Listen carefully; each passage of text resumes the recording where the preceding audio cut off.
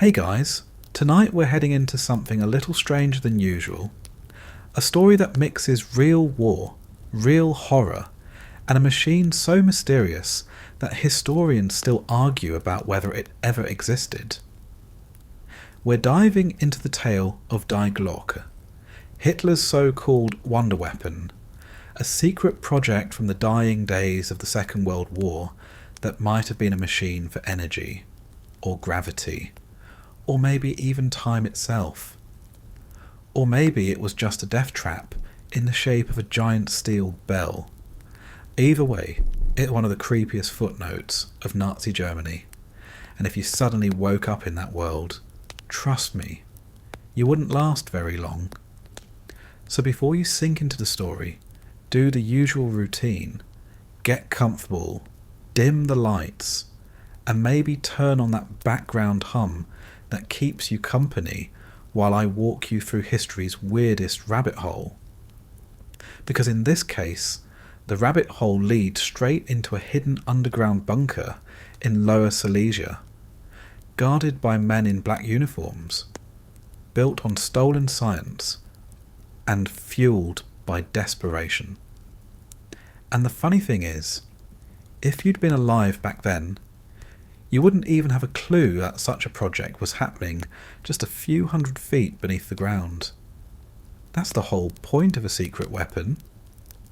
You're just living your ordinary, war-torn life, probably scavenging potatoes or trading cigarettes, while inside a mountain somewhere, a group of exhausted scientists is being forced to play Frankenstein with physics. Congratulations! You've just woken up in Nazi Germany, sometime around 1944. That's late in the war, which means bombs are falling almost daily, cities are being reduced to rubble, and everyone has that hollow-eyed look of people who know the end is coming, but don't dare say it out loud. The Reich has already tried almost everything: rockets, jet planes, super tanks the size of apartment blocks. And now it's reaching for miracles. And that's where you come in, because for the sake of this story, you're part of the unlucky crew brought to a mysterious research site, told to keep your mouth shut, and forced to spend your nights and days near a machine. Everyone whispers about, but no one fully understands. They call it Die Glocke, the bell. Doesn't sound too terrifying, right? A bell is supposed to ring at weddings or warn you when it's time for church. This bell, though, doesn't play music. It hums, it glows, it makes people sick. And according to some, it does things that still don't make sense even today. The introduction to your new life is not glamorous.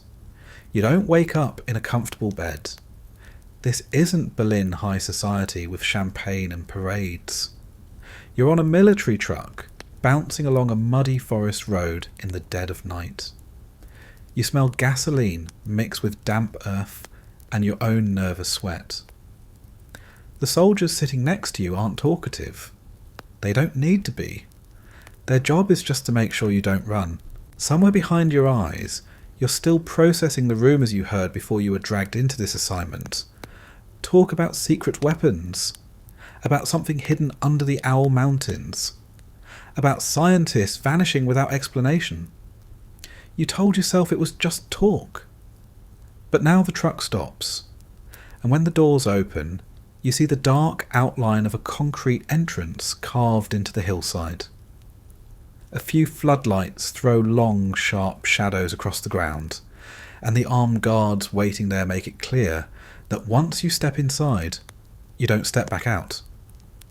The place itself feels like a mix between a factory, a prison, and a tomb. Concrete corridors run endlessly, lit by bare bulbs that buzz overhead. The air is damp, metallic, with that faint chemical tang you can't place. Someone pushes you down a hallway, past signs marked with lightning bolts and skull symbols. Great, you think. That's reassuring. The room you're finally shown into is small, bare, and cold, with a cot that feels like it was borrowed from a medieval dungeon, a thin blanket, and walls that sweat with condensation. If you were expecting anything resembling comfort, forget it. You're not here to live, you're here to work. And you're about to find out what kind of work that is. The following morning, or what passes for morning when you haven't seen the sun since yesterday, you hear the first whispers. Other workers, other specialists, pulled from universities or camps or God knows where, all murmuring the same two words, the bell. Some claim it's a power generator, some think it's a weapon, and others refuse to say anything at all. They just look pale, hollow, like whatever they have seen has stolen something out of them. That's the mood you're walking into.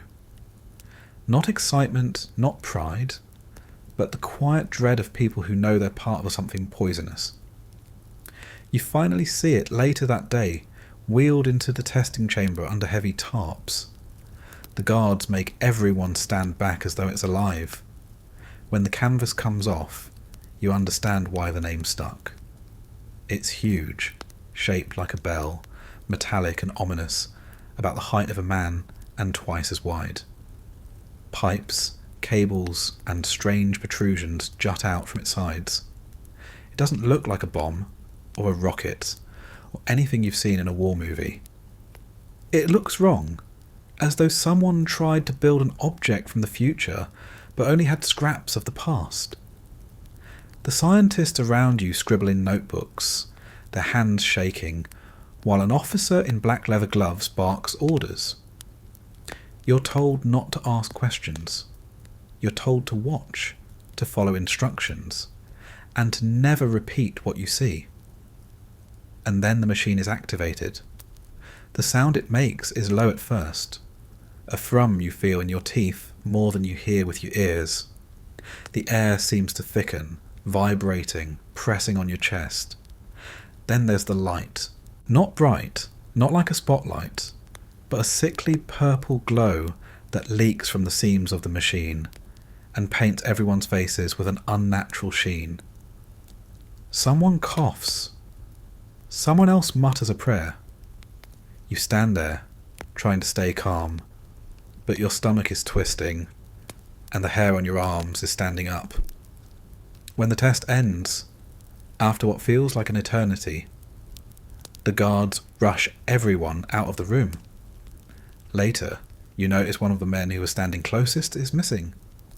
No explanation. Just gone. That's the moment you realise this isn't a normal weapon. A rifle shoots bullets. A bomb explodes. A rocket launches.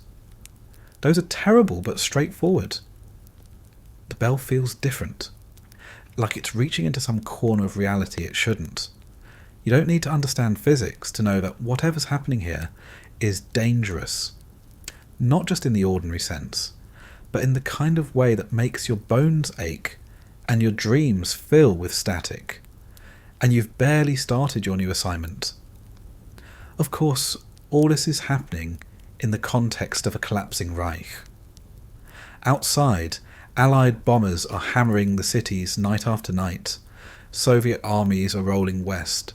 And everyone with half a brain can see that Germany's days are numbered. That's why this machine even exists. Because when defeat is on the horizon, dictators start grabbing at myths. Hitler wanted his Wunderwaffe, his miracle weapons, to turn the tide. Rockets weren't enough. Jets weren't enough. Tanks weren't enough. So now the command is simple. Find something that will terrify the enemy, something beyond imagination, or die trying. And for you, stuck here in a concrete box, watching this bell-shaped monstrosity pulse with violet light, it's starting to feel like the die trying part is the only guarantee. The officers tell you the project is vital. The scientists tell you nothing. They don't look at you, don't answer questions, don't even seem fully present. Some have burns on their hands that they try to hide. Some walk with a limp, coughing into rags they shove into their pockets.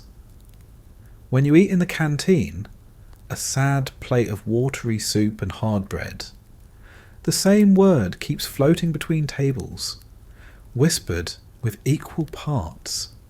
Fear and fascination. Glocke. No one laughs, no one speculates out loud. But everyone knows this thing isn't just another war toy. It's something darker.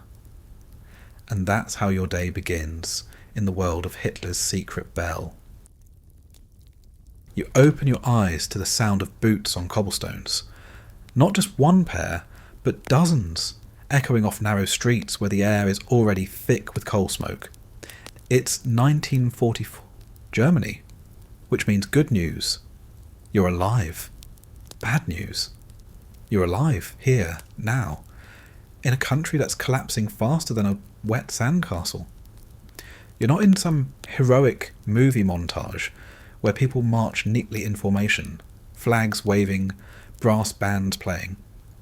No, you're in the real version, where the only music you hear is the low hum of Allied bombers somewhere above, and the barking orders of men who wear pistols on their belts and suspicion in their eyes.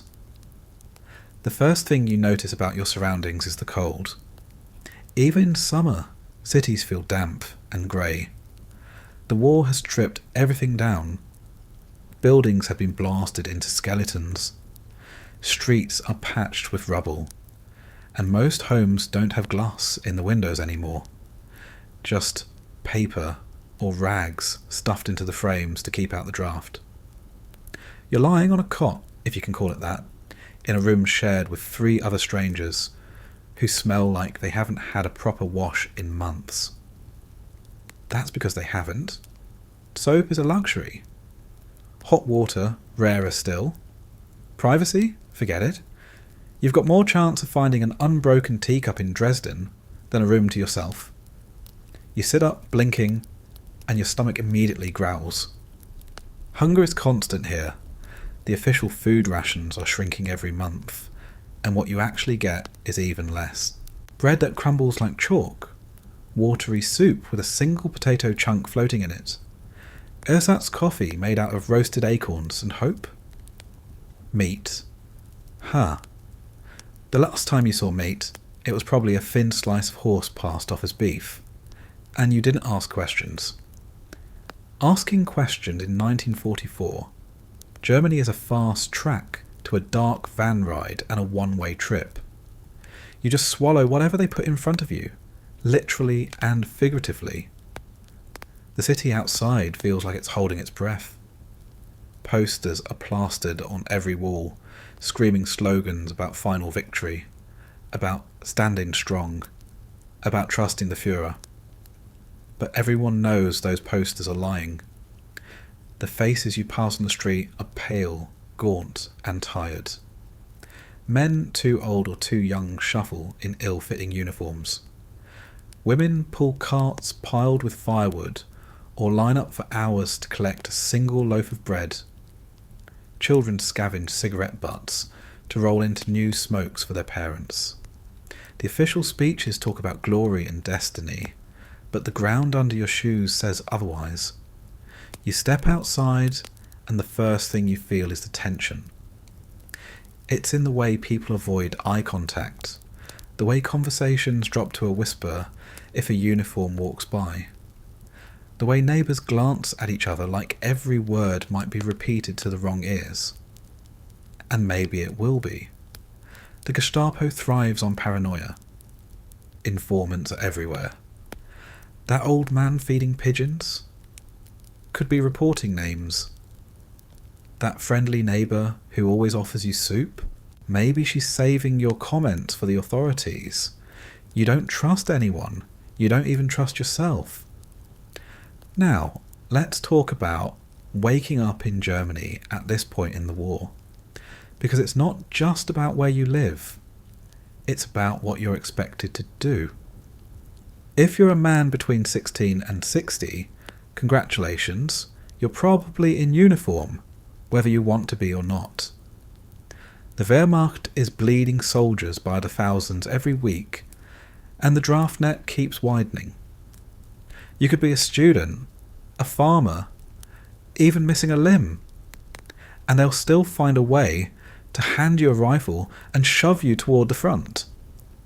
If you're unlucky, that front is already collapsing somewhere in the east, where the Soviet army is moving west like a tidal wave. The stories filtering back from that direction aren't encouraging. They're the kind of stories that make grown men suddenly very religious. If you're a woman, your role isn't easier. You're running households without men, working in factories that churn out weapons around the clock, raising children while sirens scream overhead. Bombing raids are now part of daily life. Imagine trying to feed a toddler while the windows rattle and the sky glows red from burning fuel depots. Air raid shelters are overcrowded, damp, and filled with the sound of strangers coughing in the dark. You clutch whatever valuables you've got, a photograph, a ring, maybe a crust of bread, and pray the building above you is still there when you come out. Sometimes it is. Sometimes it's a pile of bricks, and if you're neither soldier nor worker, you're still not safe. Maybe you're a foreign labourer shipped in from an occupied country.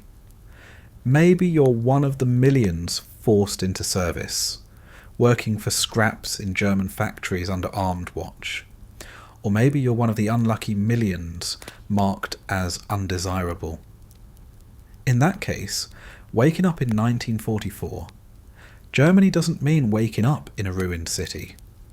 It means waking up behind barbed wire, under guard towers, with hunger that gnaws worse than anything in the cities.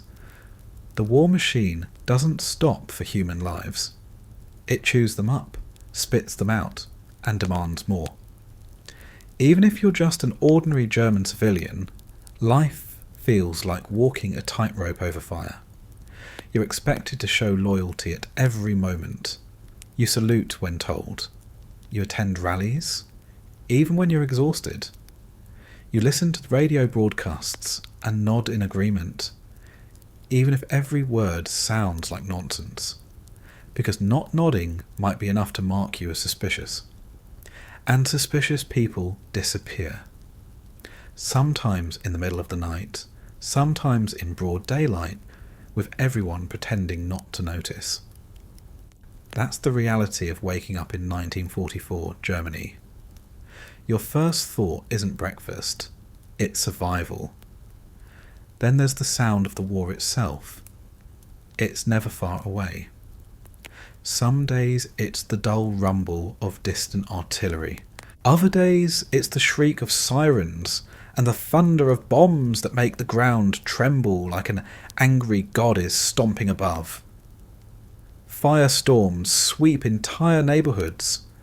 Trains packed with refugees crawl along tracks, each car stuffed with people clutching bundles, faces pressed to the windows with that desperate look of people who have no idea where they're going, only that it's away from the front, away from the bombs, away from everything collapsing around them. And yet, despite all of this, daily routines keep dragging on. People still wake up, still queue for bread, still go to factories, still patch roofs, still write letters that may never reach their destination. The war has turned ordinary life into a parody of itself. You still brush your hair, if you can find a comb. You still walk to work, stepping over rubble.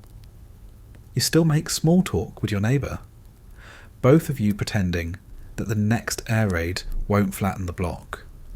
Because what else can you do? Stopping isn't an option. Complaining isn't an option.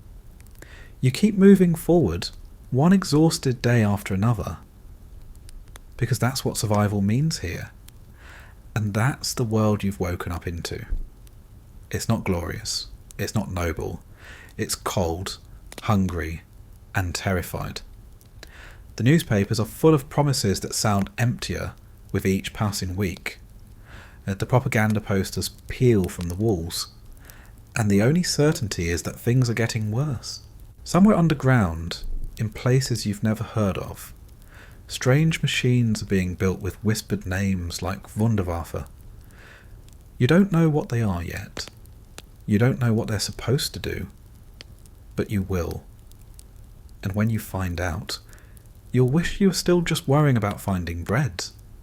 Because waking up in 1944, Germany is the beginning of the nightmare. And the bell is waiting. You're told your new assignment isn't in Berlin, or Hamburg, or Munich. No, that would be too easy. Instead, you're being sent to a place most Germans can't even find on a map. Lower Silesia. Congratulations. If you've never heard of it, that's the point.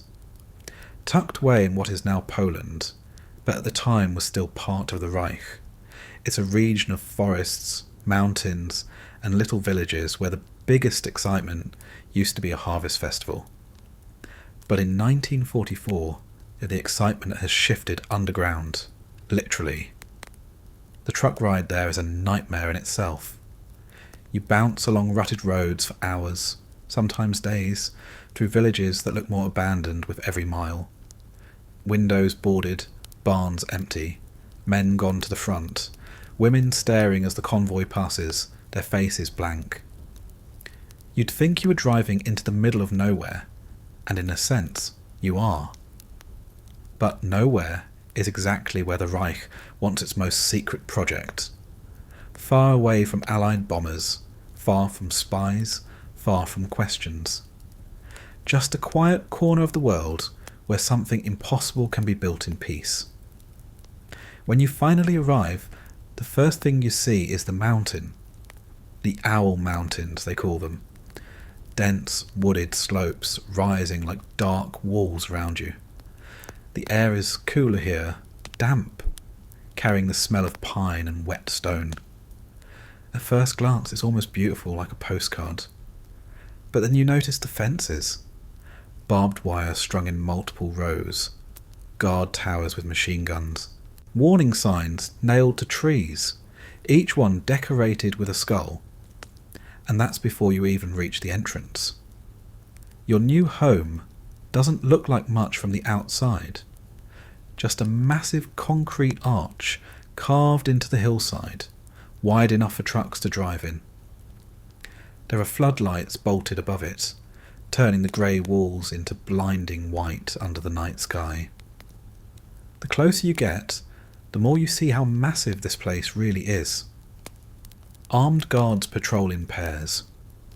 Dogs strain at their leashes, barking at every movement. The truck slows, a barrier lifts, and suddenly you're swallowed into the dark. The last bit of daylight vanishes behind you, and now it's just the bunker. Inside, it feels like a different world. The air changes immediately, colder, heavier, with a permanent smell of damp rock and something chemical you can't quite identify. The walls are raw concrete, sweating moisture that runs in thin streams down to the floor. Overhead, light bulbs hum and flicker, their glow bouncing off puddles. It's not cosy, it's not safe. It's a tomb, and you're one of the living things trapped inside it. They lead you down endless corridors, each one identical to the last. Concrete, lights, doors with numbers stenciled in black paint.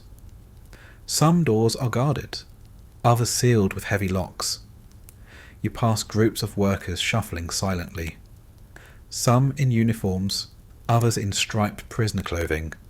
Their faces are gaunt, their eyes sunken. Nobody talks, nobody even looks up. You don't need anyone to tell you what happens if you ask questions here. Your living quarters are about as welcoming as a sewer pipe. A small room with 6 metal bunks stacked against the walls, thin mattresses stuffed with straw, and one bare bulb swinging from the ceiling. There's a single stove in the corner, cold and rusting, and a bucket that passes as a toilet. The air smells of mildew, sweat, and something sour that clings to your clothes. Privacy is a dream you gave up at the front gate. You're here to sleep when you can, eat when they tell you, and work until you can't. Meals happen in a cavernous mess hall that feels more like a warehouse. Long wooden tables, benches, a kitchen line that slops out bowls of grey soup and hunks of bread hard enough to hammer nails. You stand in line with dozens of others, holding a dented tin bowl, waiting your turn under the watchful eyes of armed guards. The soup tastes like boiled weeds. The bread is stale, gritty with sawdust or whatever filler they've mixed in to stretch the flour. No one complains. Complaining is dangerous. You eat, you keep your head down, you leave. That's the rhythm of life here. The work itself? That's where things get strange. At first you're assigned to maintenance, moving crates, hauling equipment, sweeping corridors. Nothing that tells you what's really happening deeper inside. But you notice the crates are stamped with symbols you don't recognise. You notice they're heavier than they should be, as if they're filled with something more than machinery. You also notice the way the guards treat them, with care, like they're carrying nitroglycerin. That's your first clue that this isn't just another weapons depot. Eventually, you're led deeper. Past guarded doors, down staircases that twist into the earth. The air grows colder, the walls thicker, the corridors wider. You pass massive steel blast doors, the kind designed to withstand bombs, and hear machinery humming somewhere beyond. This is the belly of the project. And this is where you first hear the word whispered, Glocke. Always whispered, never spoken loud. The bell. The testing chamber is nothing like you expected. It's huge, almost cathedral-like, with vaulted ceilings and walls lined with pipes and cables. In the centre, sitting on a raised platform, is the machine. Covered for now, hidden beneath heavy tarps, but its shape is obvious even then. Rounded, squat, unmistakably bell-like. You're told nothing about it. Just to stay back, follow orders, and do your assigned tasks. But the way everyone glances at it, the way even the guards shift uneasily in its presence, tells you all you need to know. This thing isn't normal. Life in the bunker quickly falls into a grim routine. Wake up to the sound of boots pounding down the hallway. Choke down breakfast that barely counts as food. Work in silence, moving, cleaning, or assisting with tasks you don't understand.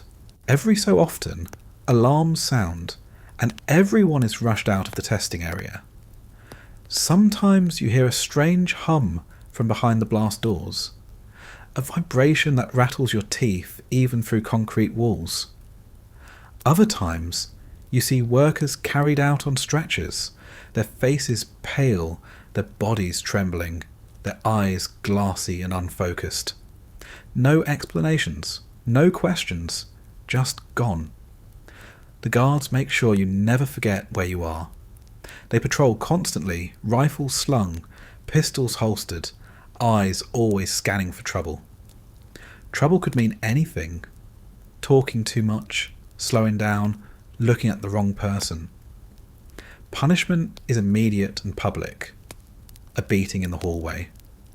A disappearance that no one dares mention. Fear is the glue that holds this place together.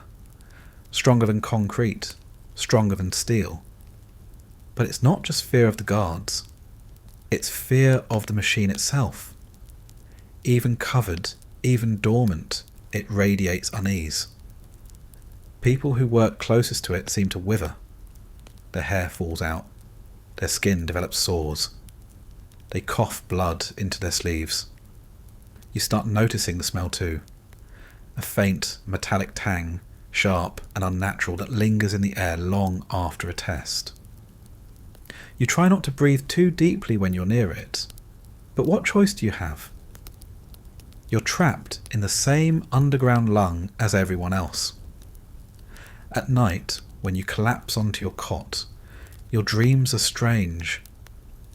Fragments of light, flashes of distorted faces, sensations of falling or floating. You wake drenched in sweat, your heart racing, but no one talks about their dreams.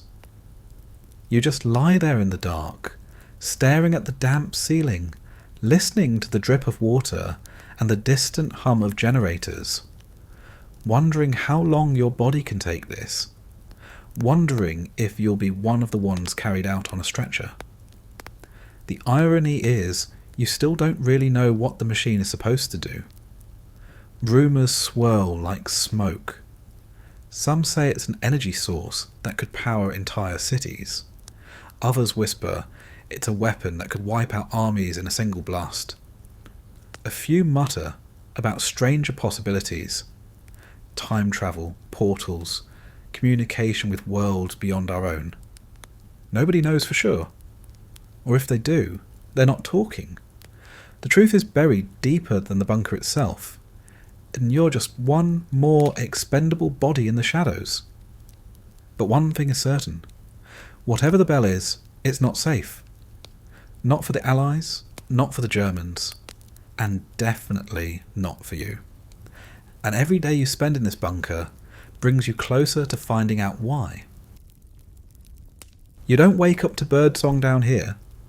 You don't wake up to sunshine, or alarm clocks, or even the faint comfort of a neighbour's radio.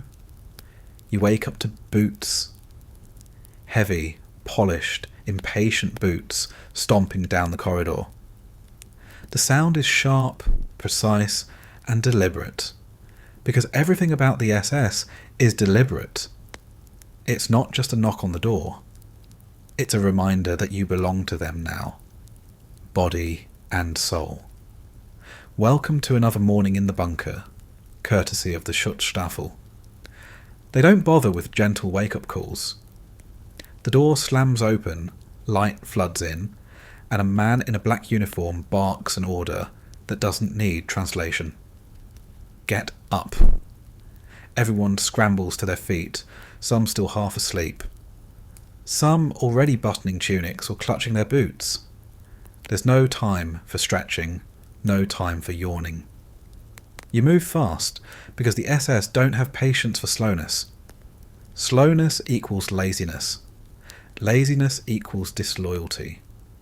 Disloyalty equals a bullet in the back of the head in a hallway you'll never see again. Breakfast is the same as yesterday. Watery coffee substitute that tastes like burned wood chips. A chunk of stale bread.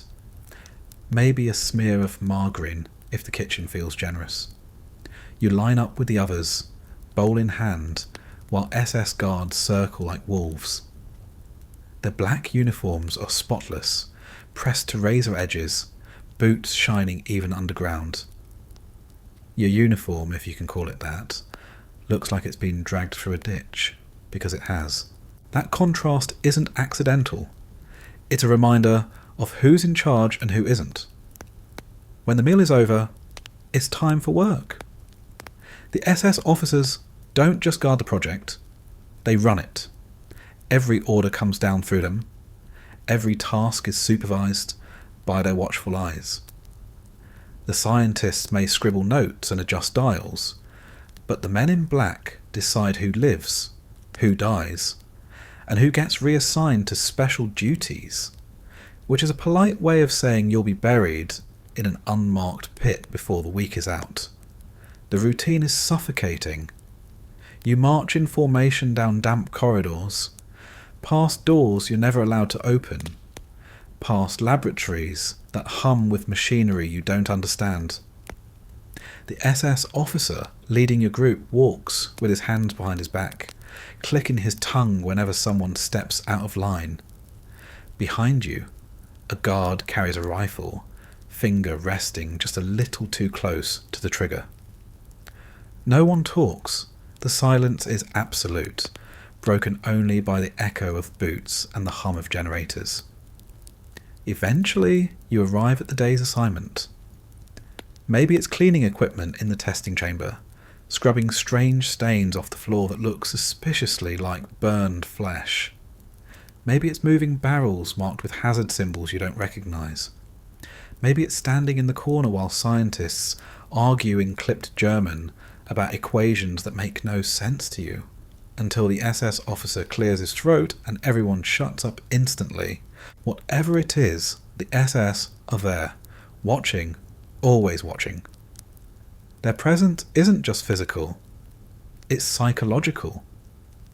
They loom, not because they're especially tall or loud, but because they carry authority like a weapon. Their eyes follow you, cold and calculating, as though they're already imagining how you'll look tied to a post.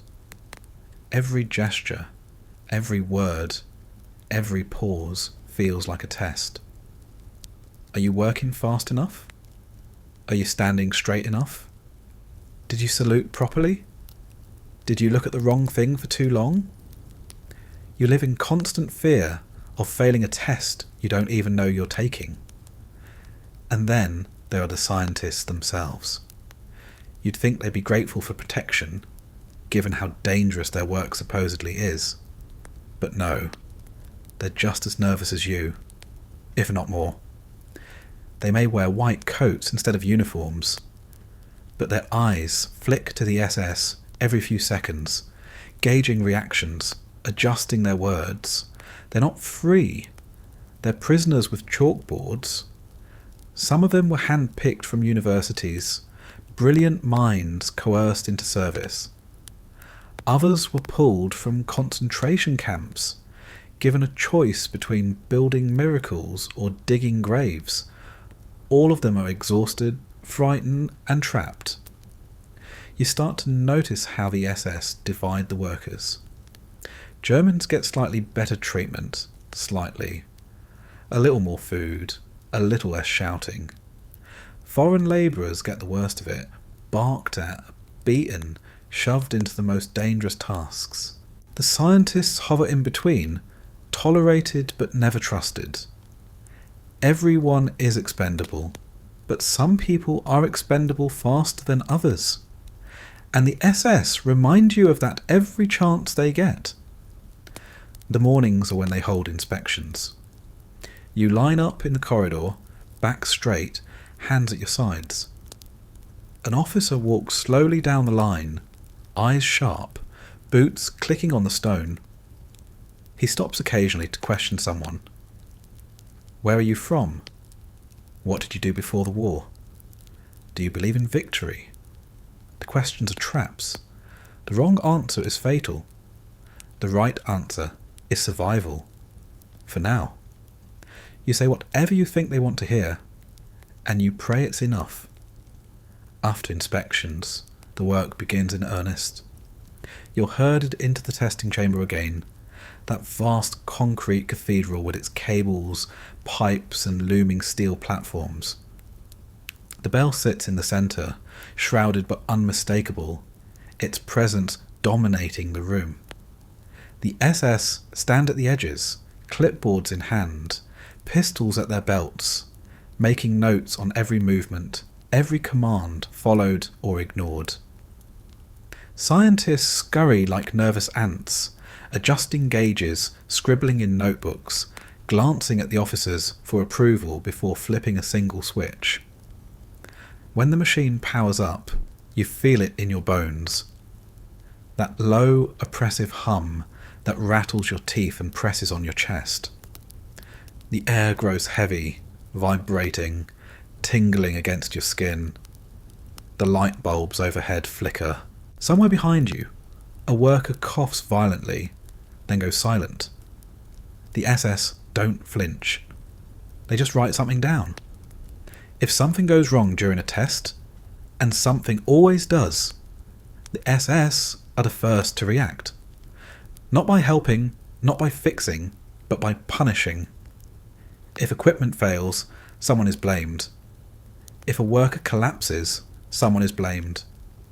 If the machine doesn't perform the way they want, someone is blamed. And punishment doesn't wait. A guard steps forward, a blow is struck, a gunshot echoes in the chamber, and then work resumes as if nothing happened. The message is clear. The bell must function no matter the cost. Even outside the chamber, their grip doesn't loosen. You return to your quarters, exhausted, only to find surprise inspections waiting. Trunks are searched, bunks overturned, pockets emptied. A scrap of paper, a missing tool, even a glance too long at the wrong notebook. Any of it can be used against you. They thrive on paranoia. They want you nervous, uncertain, too afraid to breathe without permission. Because fear makes you obedient. Fear makes you useful. What makes it worse is the realization that the SS aren't just enforcing order, they believe in this project. To them, the bell isn't just another experiment, it's salvation. They talk about Wunderwaffe, the wonder weapons that will turn the tide, crush the Allies, and secure victory. You can see it in their eyes when they watch the machine glow, when they hear its hum.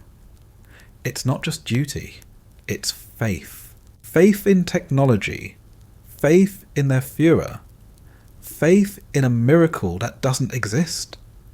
And that faith is terrifying because it makes them even more dangerous. You start to notice the way they whisper among themselves when they think no one is listening. Talk of die nächste Phase, the next phase. Talk of results being sent directly to Berlin. Talk of special transport for certain scientists who've outlived their usefulness. You catch fragments of sentences about radiation, about energy fields, about effects on organic matter. None of it makes sense, but all of it is bad. And yet, every morning, the boots return. The door slams open. Orders are shouted. Work resumes. Day after day, the same ritual, the same fear, the same hum in your bones. Time blurs. You don't know how long you've been here. Days, weeks, months. The SS don't care. As far as they're concerned, you'll be here until the machine works, or until you collapse like so many others. There's no good morning in the SS Science Division. Just another day of surviving under the watchful eyes of men who see you as a tool, the same way they see the machine. And like any tool, when you break, you'll simply be replaced. The morning begins with the same ritual as always, shouting, boots, and the rush to look alive before someone decides you're not worth keeping that way. But the real highlight, if you can call it that, comes next. Breakfast. In 1944, Germany, breakfast isn't a meal. It's a survival exercise disguised as food. And if you've spent the night tossing on a straw mattress in a damp bunker, you're already desperate enough to shovel down whatever they ladle into your bowl. The mess hall smells like boiled cabbage and cigarette smoke. A long line of workers shuffles forward, bowls clutched like treasures. Guards watch from the edges, rifles hanging lazily, as though breakfast itself might erupt into rebellion. And maybe it could. If the bread wasn't so hard, it could double as a weapon. On your tray sits the same offering every morning. First, the bread. A greyish hunk of rye bulked out with whatever filler they can find. Sawdust, ground acorns, maybe even chopped straw.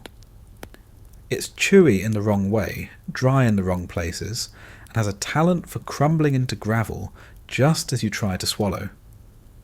You don't slice it. You gnaw at it like a medieval prisoner.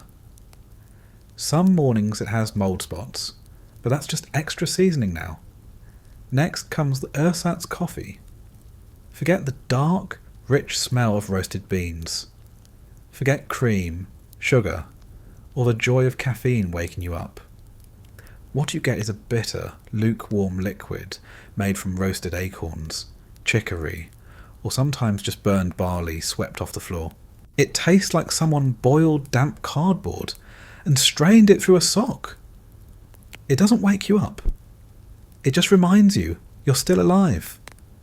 And yet, you sip it anyway, because it's liquid.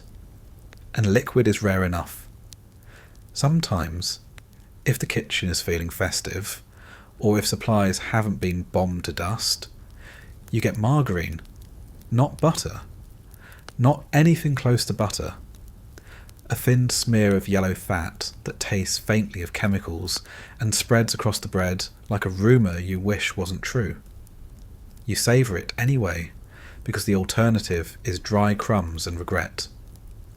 But breakfast here isn't just about food. It's about messaging. As you sit at the long wooden tables, chewing silently while the guards pace, the loudspeakers crackle to life. A voice fills the hall, deep and booming, spouting the same slogans you've heard 100 times already. Germany is strong. Victory is certain. The Führer's vision will prevail. The Allies are weak. The enemies are liars. Over and over, the same mantras drilled into your skull before you've even swallowed your first bite. It's not accidental. Propaganda works best when you're too hungry to argue. You chew your chalky bread, sip your fake coffee, and nod along, because everyone else is nodding too. Do you believe it? Probably not. But belief isn't required. Obedience is. And the SS officers at the front of the hall are watching for faces that don't move in rhythm with the rest. So you nod, you chew, and you pretend. Every so often, they spice it up with music. Tinny brass marches blasting through the speakers, trying to drown out the sound of spoons scraping bowls. The irony is painful. Here you are, eating the kind of breakfast that would embarrass a prison, while trumpets blare about triumph and glory. Some mornings they even read out victory reports, tales of enemy cities destroyed, enemy soldiers captured, enemy leaders humiliated. You know, half of it is lies. The gaunt faces around you know it too, but no one laughs. No one even smirks. You just listen, because not listening is dangerous. The propaganda isn't limited to the loudspeakers. The walls of the mess hall are plastered with posters. Heroic soldiers standing tall, smiling workers hammering steel, happy families gathered around a fire that no longer exists in real life. Each one screams the same message: sacrifice now, victory tomorrow. Except tomorrow never comes. You've seen the bombed out villages on the way here. You've seen the broken trains loaded with refugees. Victory feels about as real as fresh fruit and just as out of reach. Meanwhile, the SS use breakfast as another form of inspection. Officers stroll between tables, hands behind their backs, eyes scanning the room. They watch how you sit, how you eat, how you respond to the loudspeakers. If you look too tired, they notice. If you whisper to the person beside you, they notice. If you don't clap when the speech ends, they notice. And noticing leads to questions. And questions lead to consequences you don't want to imagine. So you keep your head down, chew, swallow, sip, repeat. Every now and then, there's an announcement about ration adjustments. Maybe today you get an extra slice of bread, because the Reich values your service, of course. Or maybe today the coffee is thinner, the soup weaker, because of temporary shortages. Temporary has become permanent. You don't complain. You just take what you're given, because that's all there is. And the strangest part? Even the guards eat the same food. Maybe their bread is fresher, maybe their portions are larger, but they sit at their own table, chewing the same ersatz breakfast, listening to the same propaganda, pretending it all makes sense. Some of them look as miserable as you do, but the difference is they're the ones holding the rifles. The conversations, when they happen, are whispered. Nothing personal, nothing risky, just short exchanges about the weather outside, about rumours of bombings in Berlin, about whether the war will really end soon. No one talks about the bell. Not here. Not over breakfast. The walls have ears, and the loudspeakers aren't just for music. You eat in silence, your thoughts louder than your words, wondering if anyone else feels the same crawling unease in their gut. And the truth is, they do. Everyone does. You see it in the way hands shake when they hold their spoons. You see it in the way eyes dart toward the doors whenever boots echo outside. You see it in the way no one ever finishes their bread completely, always tucking a piece into a pocket for later, just in case. Because hunger isn't a moment in this place. It's a constant companion. By the time breakfast ends, you're not full. You're not energized, you're just less empty than before. Your stomach still growls, your head still aches, but you're upright, and that's all that matters. The officers clap their hands, the loudspeakers crackle off, and everyone rises at once. Bowls are clattered back into bins, trays stacked, lines reformed. Work is waiting, the machine is waiting, and the bell doesn't care whether your belly is full or your mind is numb. So you push back from the table, lick the crumbs from your fingers, swallow the last bitter drop of ersatz coffee, and prepare yourself for another day under concrete and steel. Breakfast is over. The propaganda has done its job. You're still here, still obedient, still moving forward. And that's all the SS need from you. You're marched out of the mess hall with the others, the taste of burnt acorns still clinging to your teeth, and down the familiar concrete corridors that wind deeper into the mountain. The guards don't say where you're going, but you already know. Today isn't about sweeping hallways or hauling crates. Today you're being taken into the chamber, and that means you'll finally see the thing everyone whispers about, but no one dares describe out loud. The walk itself feels like a descent into another world. Each step takes you further from daylight, further from anything resembling normal life. The walls grow thicker, the air heavier, until even your breathing feels muffled. You pass steel blast doors that could hold back an army, warning signs marked with skulls, and guards whose eyes say more than their mouths ever would. The deeper you go, the more you realise this place wasn't built for comfort. It was built to hide something. The chamber doors are massive, taller than any man, sealed with heavy locking wheels. 2 guards spin them open, and a wave of cold, chemical air rushes out. Inside, the room stretches upward like a concrete cathedral, pipes snaking across the walls, cables dangling from the ceiling, floodlights throwing harsh white beams across the floor. It's cavernous, sterile, oppressive. And in the middle of it all, sitting on a raised platform like some grotesque altarpiece, is the machine, the bell. At first it almost seems underwhelming. It doesn't roar, it doesn't glow, it doesn't look like the monster however everyone makes it out to be. It just sits there, covered in tarps, silent, inert. But even under the canvas, the shape is unmistakable. Rounded, metallic, wider at the base, narrowing toward the top. The proportions are wrong for any weapon you've ever seen. It's not a rocket, not a bomb, not a cannon. It's something else entirely. And the sheer unfamiliarity is what makes your stomach knot. The guards push everyone back against the walls, while a group of scientists in white coats shuffle forward.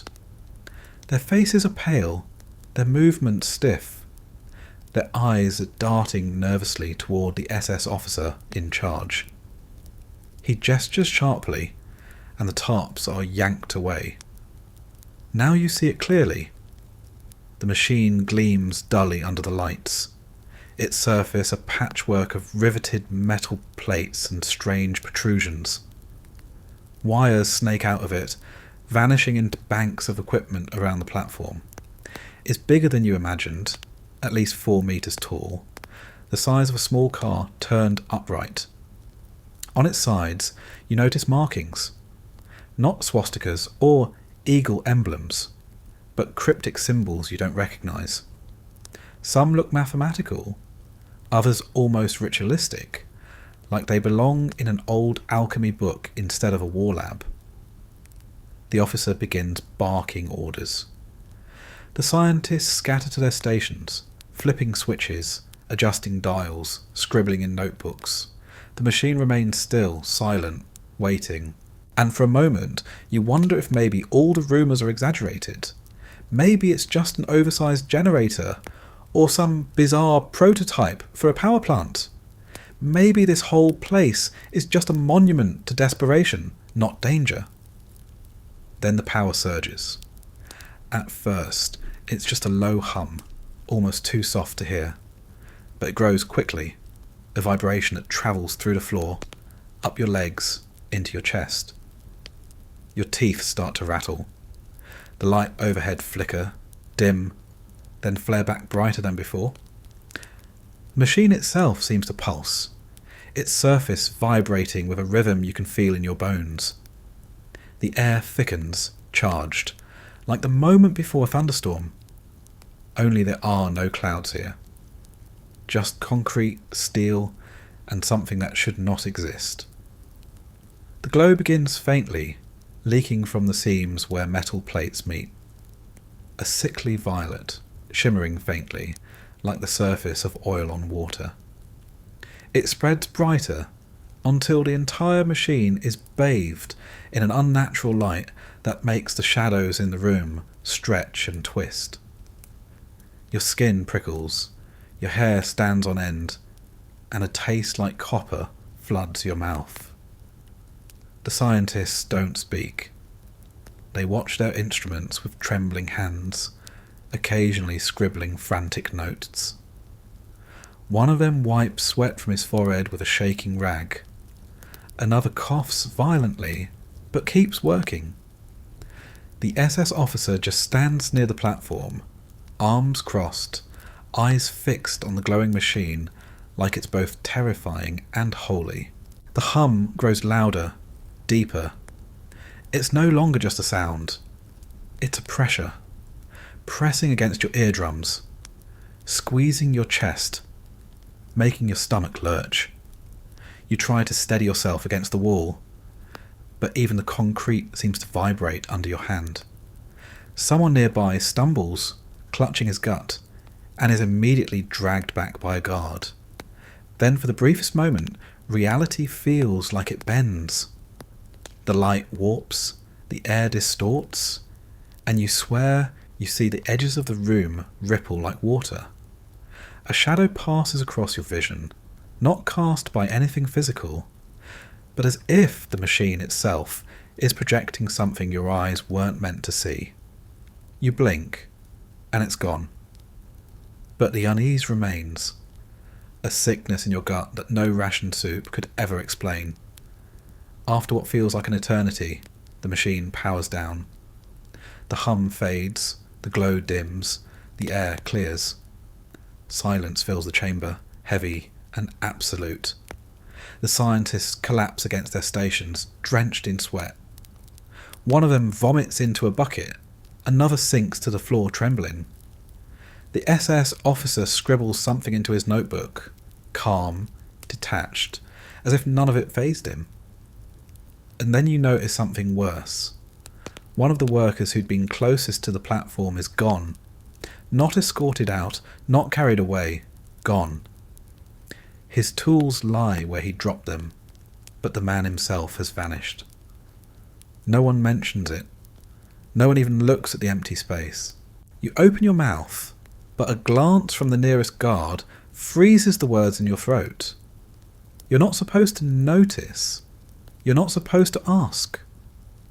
That's when it truly hits you. This isn't just another weapon project. This isn't a bigger bomb or a faster plane. This is something else. Something unnatural. Something that bends rules no one has the right to touch. And you're standing in the same room with it. When the test is declared over, the guards herd everyone back out of the chamber. The heavy doors slam shut behind you, sealing the machine away once more. You stagger down the corridor, your legs trembling, your stomach queasy, your mind racing. You don't know what you just witnessed. You don't know what the bell is supposed to do, but you know one thing for certain: it should not exist. And yet, tomorrow, you'll be back in that chamber. Tomorrow the hum will return, the glow will return, and maybe you'll still be standing when it fades. Or maybe you'll be the one who doesn't walk out. The glow doesn't leave you when the test ends. That's the first thing you notice. You stumble back to your quarters, your head pounding, your stomach flipping, and even after the doors to the chamber slam shut, the purple light lingers in your vision. Close your eyes, and it's there, shimmering like an after-image burned into your brain. Open them, and the shadows of the corridor seem to ripple with the same sickly hue. You rub your eyes until they ache, but it doesn't go away. The others feel it too. Nobody talks about it outright, but you can see it in their faces. They squint in the dim light, rub their temples, blink rapidly as if trying to clear their sight. One man mutters a prayer under his breath until a guard barks at him to shut up. Another keeps wiping at his skin like he's trying to scrub something invisible off. Everyone is jumpy, twitchy, unsettled. The bell doesn't just glow, it leaves fingerprints on your mind. And then the whispers start. Not loud, never loud, because nothing in this bunker is private. Just quiet words traded over watery soup in the mess hall, or mumbled while shuffling down corridors. People trying to make sense of what they've seen, of what they felt in their bones when the machine came alive. The rumours are wild, contradictory, desperate. Some say the glow is pure radiation, a death sentence wrapped in light. Others insist it's something stranger, energy from another dimension, a glimpse into a world not meant for human eyes. A few go further, whispering words like time and gravity, ideas too big to say out loud in a place where science has turned into sorcery. One rumour sticks out, that the glow doesn't just sicken people, it changes them. You hear about workers who got too close, whose skin blistered in strange patterns, whose hair fell out in clumps, who screamed about visions before being dragged away. No one ever sees them again. Officially, they're transferred. Unofficially, you know what that means. In this place, transfer is just a polite way of saying buried in the woods at midnight. There's talk, too, about the animals. Sometimes crates are wheeled into the chamber, covered with canvas that shifts and rustles. When the tests end, the crates are wheeled back out, silent this time. The workers who handle them refuse to talk, but their faces say enough. Whatever the bell does, it doesn't just glow. It reaches out, it corrupts, it kills. And yet, the tests keep happening day after day, as if each failure brings them closer to some twisted success. The purple glow also has another effect. On your sleep. Nights are worse now. You close your eyes, and the light is there, flickering against the inside of your skull. Dreams turn strange, distorted. You see flashes of landscapes you don't recognise, skies streaked with colours that don't exist, faces twisted into grotesque masks. Sometimes you wake up gasping, convinced the walls are pulsing with that same sick glow. You look around and realise you're not the only one. Half the barracks are tossing, muttering, drenched in sweat. No one sleeps soundly anymore. The guards notice. Of course they notice. They always notice. But instead of acknowledging it, they treat it like weakness. If you look too tired at morning inspection, you're struck. If you collapse at work, you're dragged away. Fatigue isn't an excuse here. It's a liability. And liabilities don't last long. So you force yourself upright, force your eyes open, force yourself to keep moving, even as the glow eats away at your sanity. Some rumours take on a life of their own. You hear about a scientist who supposedly whispered that the glow was anti-gravity, that objects near the bell moved strangely during tests, rising or swaying in defiance of natural law. Another rumour claims the glow isn't just light, it's time itself bending, warping, folding. People laugh nervously at that one, but no one really laughs. Not in their gut. Because deep down, you all know that whatever this machine is doing, it isn't normal physics. It's something else.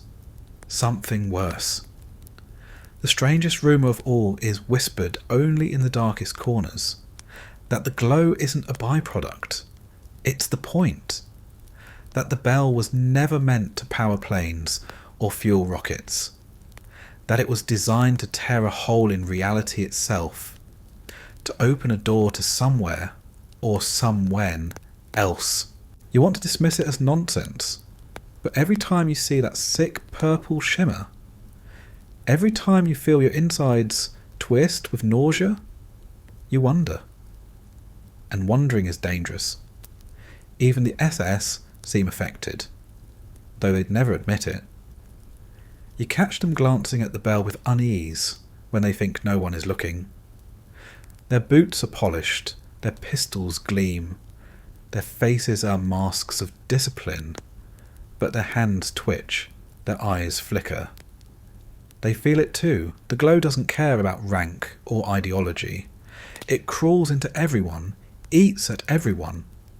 The difference is, they have faith to shield them. Faith in the machine, in the Führer, in victory. You don't have that luxury. You just have fear. As the days blur together, the glow becomes your constant companion. You feel it even when the machine is shut down, a phantom presence that clings to your skin. The rumours keep spreading, growing, mutating. Some people swear they have seen shadows moving where there were no people. Others insist the glow whispers. Faint voices in the hum. Words they can't quite make out. A man in your barracks swears he saw his dead brother's face in the light. 2 days later, he's gone. No one asks why. And through it all, the work continues. The bell hums, glows, sickens, kills, and still the SS demand more tests, more power, more results. Whatever the machine is doing, it isn't enough yet. And until it is, you'll keep standing in that chamber, breathing the charged air, watching the glow crawl across the walls, pretending you're not terrified while you wait for the day it finally swallows you whole. The glow is the one thing you can't escape. It follows you into the canteen, into your bunk, into your dreams. And the rumours are the only way anyone can process it. Tiny scraps of explanation for something too big, too wrong to understand. You cling to them, even when you know they're nonsense, because nonsense is better than nothing. But deep down, you already know the truth. The bell shouldn't exist. Its glow shouldn't exist. And if it keeps shining, it's only a matter of time before none of you exist either. The purple glow was bad enough. The hum in your bones, the flicker in your dreams, the way it clung to your vision even when the machine was silent. But now comes the part you can't ignore. The part you can't chalk up to nerves or superstition. The sickness.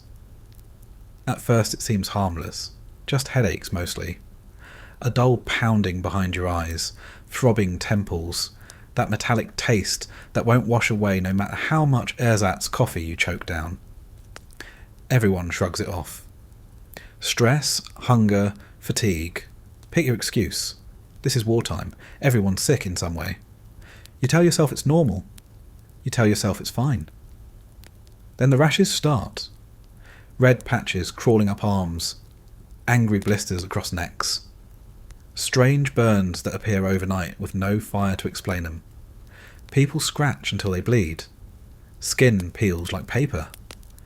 Bandages appear on more and more wrists and ankles. Still, no one talks about it openly. You don't. The guards don't. Even the scientists don't. Because talking about it would mean admitting the machine is poisoning you. And admitting that would mean questioning the project. And questioning the project is suicide. But silence doesn't stop the coughing. That comes next. Deep, rattling coughs that echo through the barracks at night. Shaking beds, waking everyone. Some cough until they vomit. Others cough blood into rags they hide under pillows. The smell of iron lingers in the air.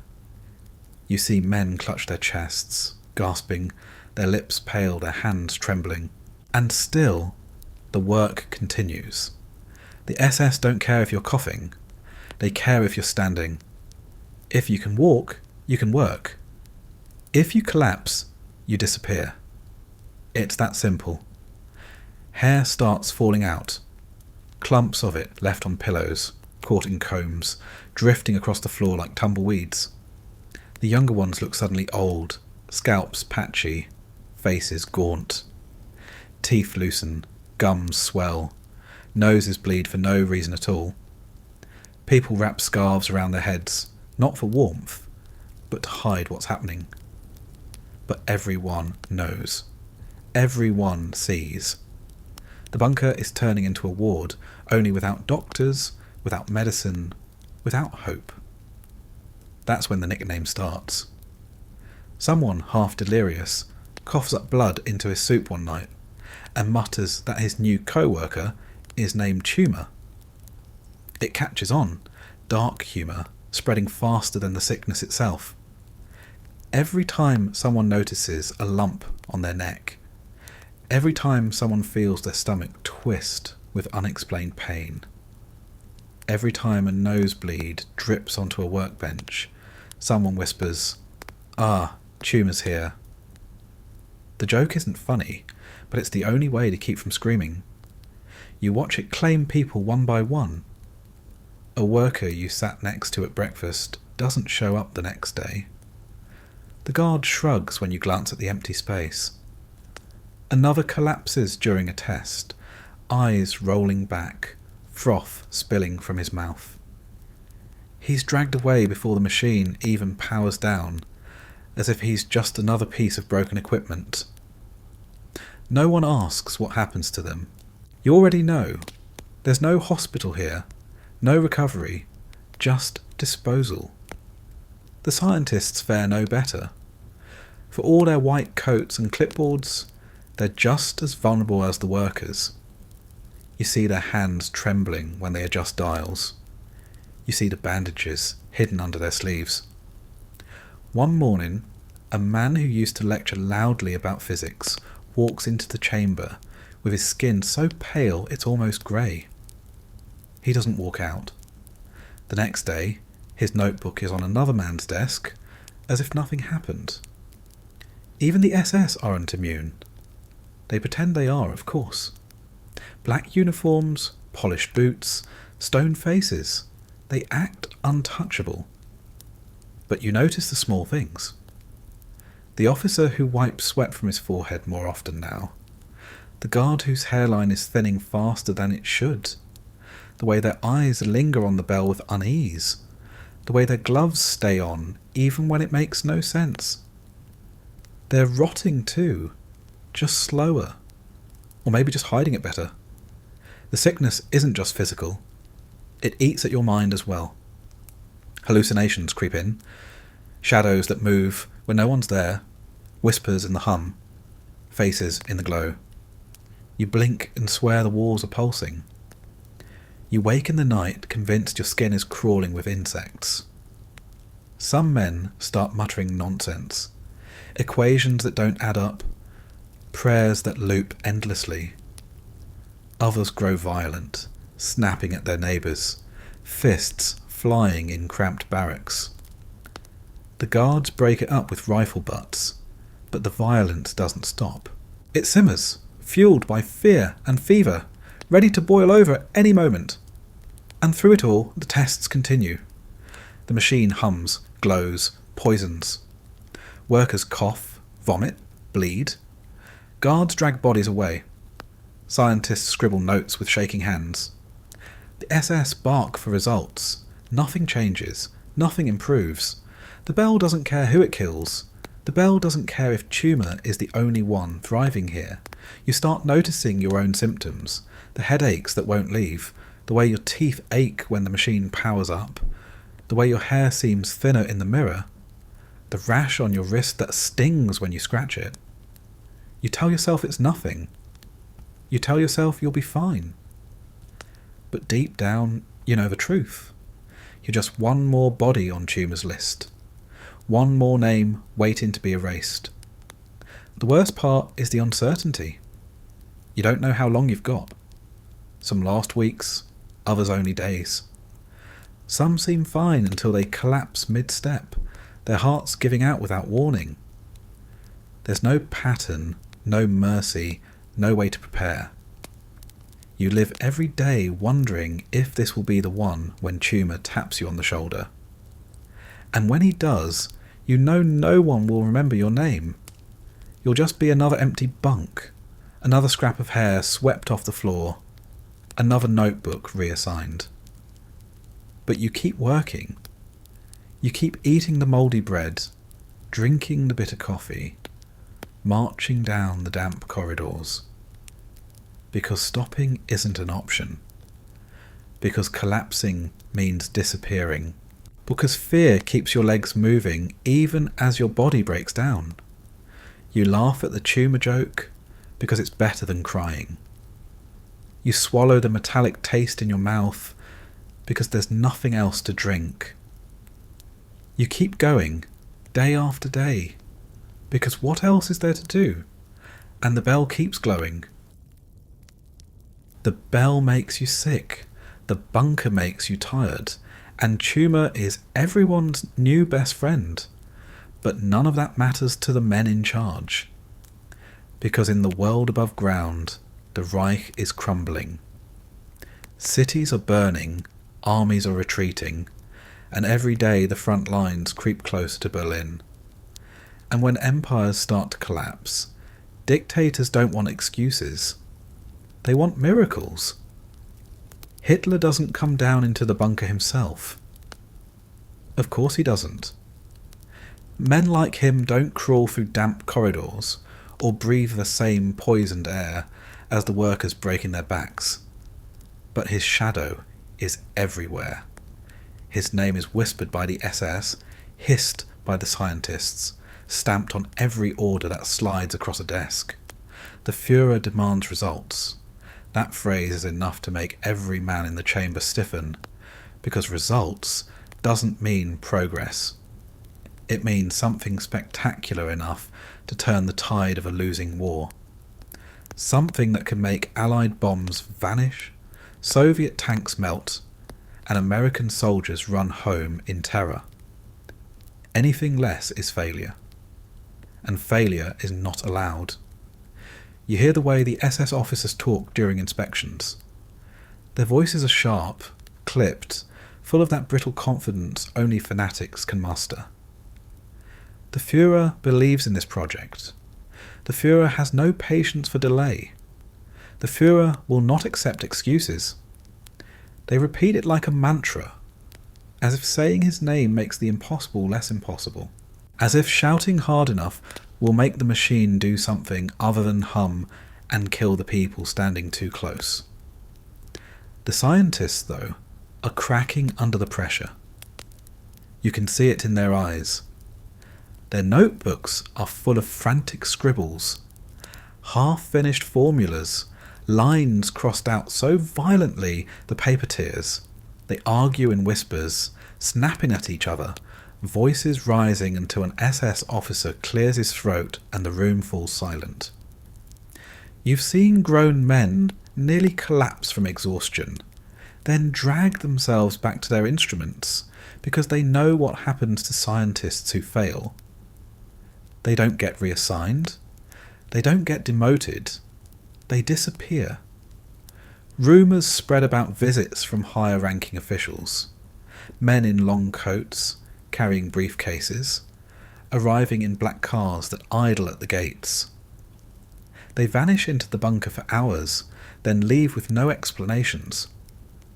Some say they're reporting directly to Hitler. Others say they're delivering ultimatums. Prove this works, or the entire project will be scrapped. And by scrapped, everyone knows that means everyone involved is scrapped along with it. The Reich doesn't waste resources on failures. The SS officers remind you constantly of the stakes. The Führer expects this weapon to change the war. The Führer will not accept mediocrity. The Führer has staked his vision on this machine. They make speeches before tests, pacing in their gleaming boots, eyes sweeping across rows of exhausted workers and pale scientists. They talk about destiny, about Germany's rightful future, about the miracle that will rise from this chamber and deliver final victory. Their words echo against the concrete walls, hollow and absurd, but no one dares laugh. You nod, you stand, you swallow your fear, because what else can you do? Meanwhile, the bell keeps misbehaving. Some tests end with nothing but that nauseating glow, the sick hum, and another stretcher wheeled out. Other times, equipment fails spectacularly, consoles sparking, wires melting, gauges shattering. Once, a whole bank of instruments exploded, showering the room with glass. The SS called it sabotage. 3 workers were dragged out at gunpoint and never seen again. The rest of you kept sweeping shards off the floor, because the machine was being prepared for another test that afternoon. Excuses don't matter here. Radiation sickness, hallucinations, unexplained vanishings, those are inconveniences, not obstacles. Every problem is met with the same command. Work harder, try again, deliver results. And the pressure builds with each passing week. You can feel it pressing down on the scientists, grinding them into ghosts. One whispers to another that Hitler expects a demonstration soon. A public show of power, something so terrifying the Allies will rethink their invasion. No one says how they're supposed to achieve that. They just nod grimly and return to their notes. The guards treat the scientists only slightly better than the workers, but the gap is closing fast. You've seen scientists slapped for hesitating, beaten for disrespect, dragged away for defeatist talk. One day a man was pulled out of the laboratory in the middle of a test, accused of intentionally sabotaging an experiment. You never saw him again. His notebook was burned in front of everyone, a warning that mistakes would not be tolerated. Another scientist stepped into his place that same afternoon, pale and trembling, hands shaking as he picked up the charred fragments of formulas. The bell didn't care. It hummed the same way as always. The irony is bitter. The more the project fails, the louder the demands for success become. Every failure is reframed as partial progress. Every death is acceptable sacrifice. Every malfunction is data. and behind it all, the Führer waits, demanding miracles. His speeches still play on the loudspeakers. His face still glares down from posters. His name still echoes in every briefing. But in the bunker, his presence is suffocating. He's not a leader anymore. He's a guillotine hanging above everyone's neck. You start to realise the scientists aren't trying to build a weapon anymore. They're trying to survive. Each formula scribbled, each dial turned, each switch flipped. It's not about physics. It's about staying alive another day. If the bell works, maybe they live. If it doesn't, maybe they live a little longer.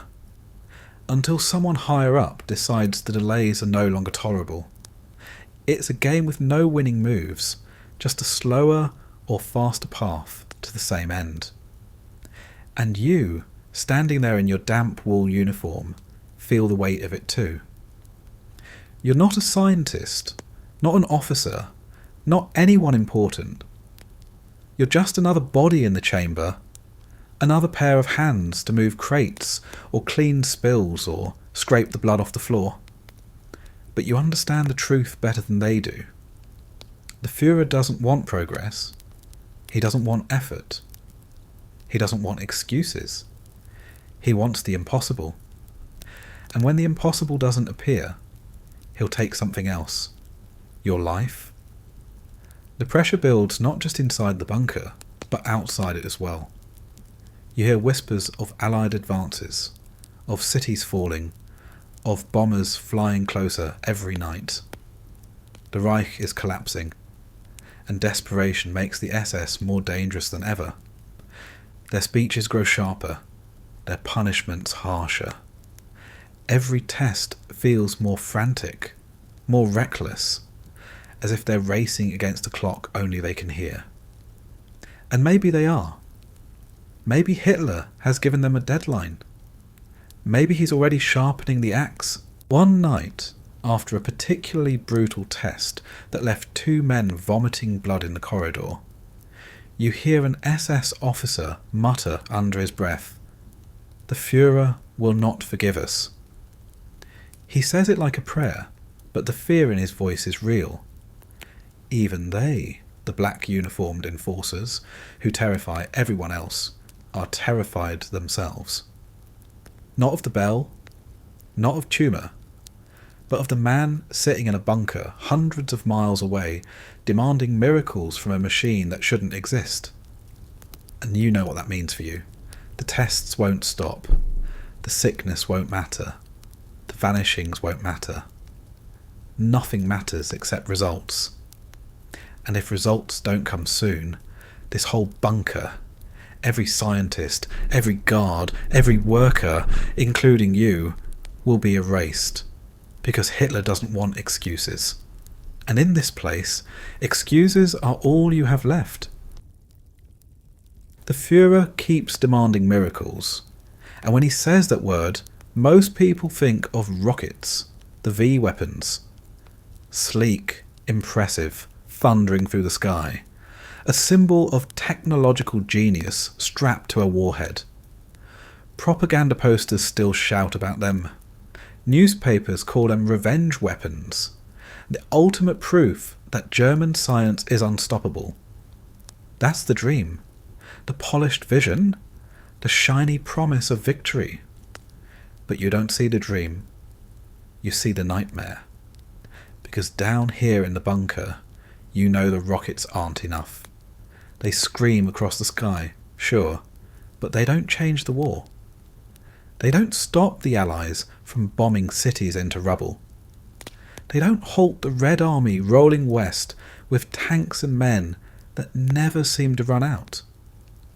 The rockets are terrifying, but they're not decisive. And decisive is the only thing that matters now. Which is why you're standing next to a glowing steel monstrosity that hums like a hive of angry bees and poisons everyone who gets too close. The contrast is everywhere. Rockets are sleek. The bell is squat and ugly.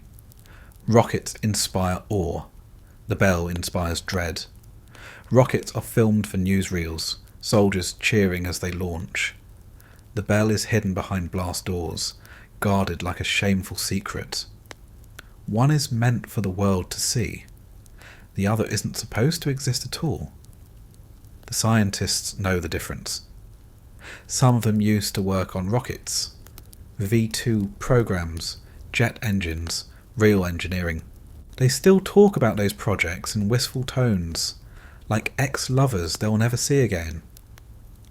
At least rockets made sense, one mutters while adjusting a gauge. At least you could calculate trajectories. The bell doesn't make sense. It doesn't follow equations, doesn't obey the rules. It hums, it glows, it kills. Every attempt to understand it ends in headaches, burns, or worse. The SS don't care about the difference. To them, rockets are impressive toys, but toys don't win wars. The Allies have rockets now too. The Americans are working on bigger bombs, the Soviets on bigger tanks. Rockets might bruise, but they don't terrify. The SS want terror. They want a weapon so strange, so incomprehensible, it will paralyze enemies before a shot is even fired. And that's why they pin their hopes on the bell. Not because it works, but because it might do something no one can predict. That might is enough to keep the tests going, no matter how many bodies pile up along the way. You can feel the resentment brewing among the workers. They hear the propaganda about rockets, about jets, about technological marvels that will save Germany, and they can't help but laugh. Quietly, bitterly, when no guards are listening, because they know the truth. The truth is that while newspapers brag about rockets streaking across the channel, the real nightmare is hidden underground, burning holes into people's lungs. The truth is that rockets may kill hundreds, but the bell is killing the people trying to build it. The scientists are torn.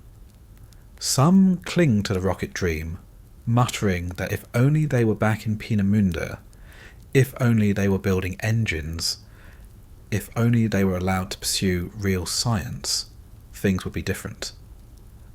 Others embrace the nightmare, either out of desperation or fanaticism. They convince themselves the bell is the future, the wonder weapon that will rewrite reality itself. They speak with wild eyes, hands trembling as they sketch diagrams that make no sense to you, but clearly terrify them. You can't tell if they actually believe, or if they're just trying to convince themselves. Every test drives the contrast home. Rockets roar. The bell hums. Rockets leave smoke trails. The bell leaves radiation burns. Rockets explode gloriously in the sky. The bell makes men disappear in silence. You start to realise the bell isn't meant to replace rockets. It's meant to surpass them. Rockets are weapons for a normal war. The bell is for a war that no longer obeys rules. A war of desperation, of fantasy, of nightmares given steel form. The SS officers talk about it openly during briefings. The rocket projects have their place, one says, pacing in front of a chalkboard covered in equations. But they are limited, predictable. The Allies can counter rockets. They cannot counter what they cannot comprehend. He gestures toward a crude sketch of the bell. This is destiny. The room is silent. No one dares point out that destiny smells like ozone and vomit. That destiny makes your skin blister. You just nod and write down whatever you're told. In the barracks, the debate continues in whispers. Some workers argue the bell will never work, that it's nothing more than a grotesque experiment that will collapse under its own madness. Others insist that if anyone could build the impossible, it would be Germany, and that maybe, just maybe, surviving long enough to see it succeed means survival for them too. You sit in silence, listening, wondering which side you're on. Do you want it to succeed, knowing what that would mean for the world above? Or do you want it to fail, knowing what that would mean for you down here? There's no good answer, just different flavours of doom. The nightmares don't help. Every night, the glow comes back in your dreams. Sometimes you see rockets streaking overhead, only to twist and melt in the purple light. Sometimes you see yourself inside the bell, floating weightless, your skin peeling away in layers while your teeth chatter loose in your skull.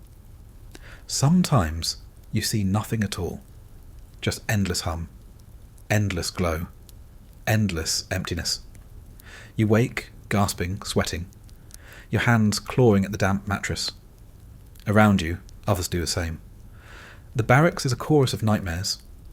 No one sleeps well anymore, and yet the propaganda continues above ground. Posters of rockets, films of launches, speeches about vengeance. The German people are promised salvation from the skies, while you sit in the belly of the earth, rotting under the light of a machine that no one outside this bunker even knows exists. It's almost funny if you can still laugh. The world dreams of rockets. You dream of the bell. And only one of those dreams has a chance of coming true. The more you think about it, the more you realise rockets are clean lies. Simple, straightforward, easy to sell. The bell is the messy truth. Ugly, poisonous, incomprehensible. The rockets might win hearts. The bell only wins nightmares. And yet, it's the nightmares that drive this place forward. Because the Führer doesn't want what's practical anymore. He doesn't want the clean lie. He wants the impossible. He wants the nightmare. And that's why you're still here, waiting for the next hum, the next glow, the next round of sickness that tumour will bring. Because in 1944, rockets are dreams. And the bell is the nightmare you can't wake up from.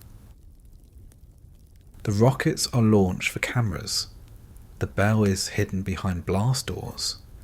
And you, lucky you, are the one who has to travel back and forth to the place where the real nightmare hums. Your commute isn't the sort of thing people will ever brag about in the future. There are no smiling neighbours waving from porches. No familiar baker handing you a warm loaf on your way to work. No friendly dog chasing you down the street. Your commute is a one-way trip through mud, checkpoints, and armed escorts to the Wenceslas mine. It isn't really a mine anymore, at least not in the sense of pickaxes and carts full of coal. This is a hole in the earth carved wider, deeper, reinforced with concrete, until it looks less like a workplace, and more like a tomb that forgot to bury its occupants. The SS like it that way. They say it's secure, hidden, perfect for sensitive operations. What they don't say is that it also means if something goes wrong, if the bell finally decides to kill everyone at once instead of slowly, the outside world will never even know. The mountain will swallow it whole, and the Reich will keep smiling for the cameras. Your mornings begin with the same routine. Guards shouting, boots pounding, everyone lining up in the damp air before sunrise. You shuffle into trucks or march on foot, depending on how generous the officers feel that day. The ride is bone-shaking, through winding forest roads full of potholes, wheels skidding on mud. The trucks stink of sweat, fear, and exhaust fumes that burn your throat. You sit crammed, shoulder to shoulder with men coughing into rags, guards glaring over rifles, no one speaking louder than a whisper. The only soundtrack is the engine groaning and the occasional bark of an order. The checkpoints break up the monotony. Wooden barriers, floodlights, machine guns on swivels. Guards inspect papers, glare into faces, tap rifle butts against crates. Sometimes they pull a man out of the truck for extra questioning. He doesn't always come back. You don't ask why. You keep your eyes forward, your mouth shut, your hands still. Questions are dangerous on this commute. Curiosity doesn't get you answers. It gets you shot. Eventually the mine comes into view. You'd think the Reich would want to camouflage something this secret, but the place is too massive to hide completely. Huge concrete cooling towers jut out of the forest like broken teeth. The ground is scarred by trenches, barbed wire, and floodlights that make night look like day. Watchtowers stand tall, silhouettes of guards visible even in the fog. The whole area hums with an unnatural energy, as if the forest itself resents being forced to host this nightmare. You pass through gates topped with eagle insignias, slogans painted on signs that promise victory and destiny. They look ridiculous now, peeling from the damp, barely visible in the mist. Past the gates, you're swallowed by concrete tunnels that slope downward, deeper and deeper, until daylight disappears completely. The air grows colder, thicker, tinged with oil and ozone. By the time you reach the main complex, your body knows it has entered a place built for no natural purpose. This is your commute. Day after day, down the same road, through the same gates, past the same faces. And every day, fewer of these faces return. You notice it in the trucks, in the empty seats. You notice it in the barracks, bunk stripped bare, no one asking where the missing went.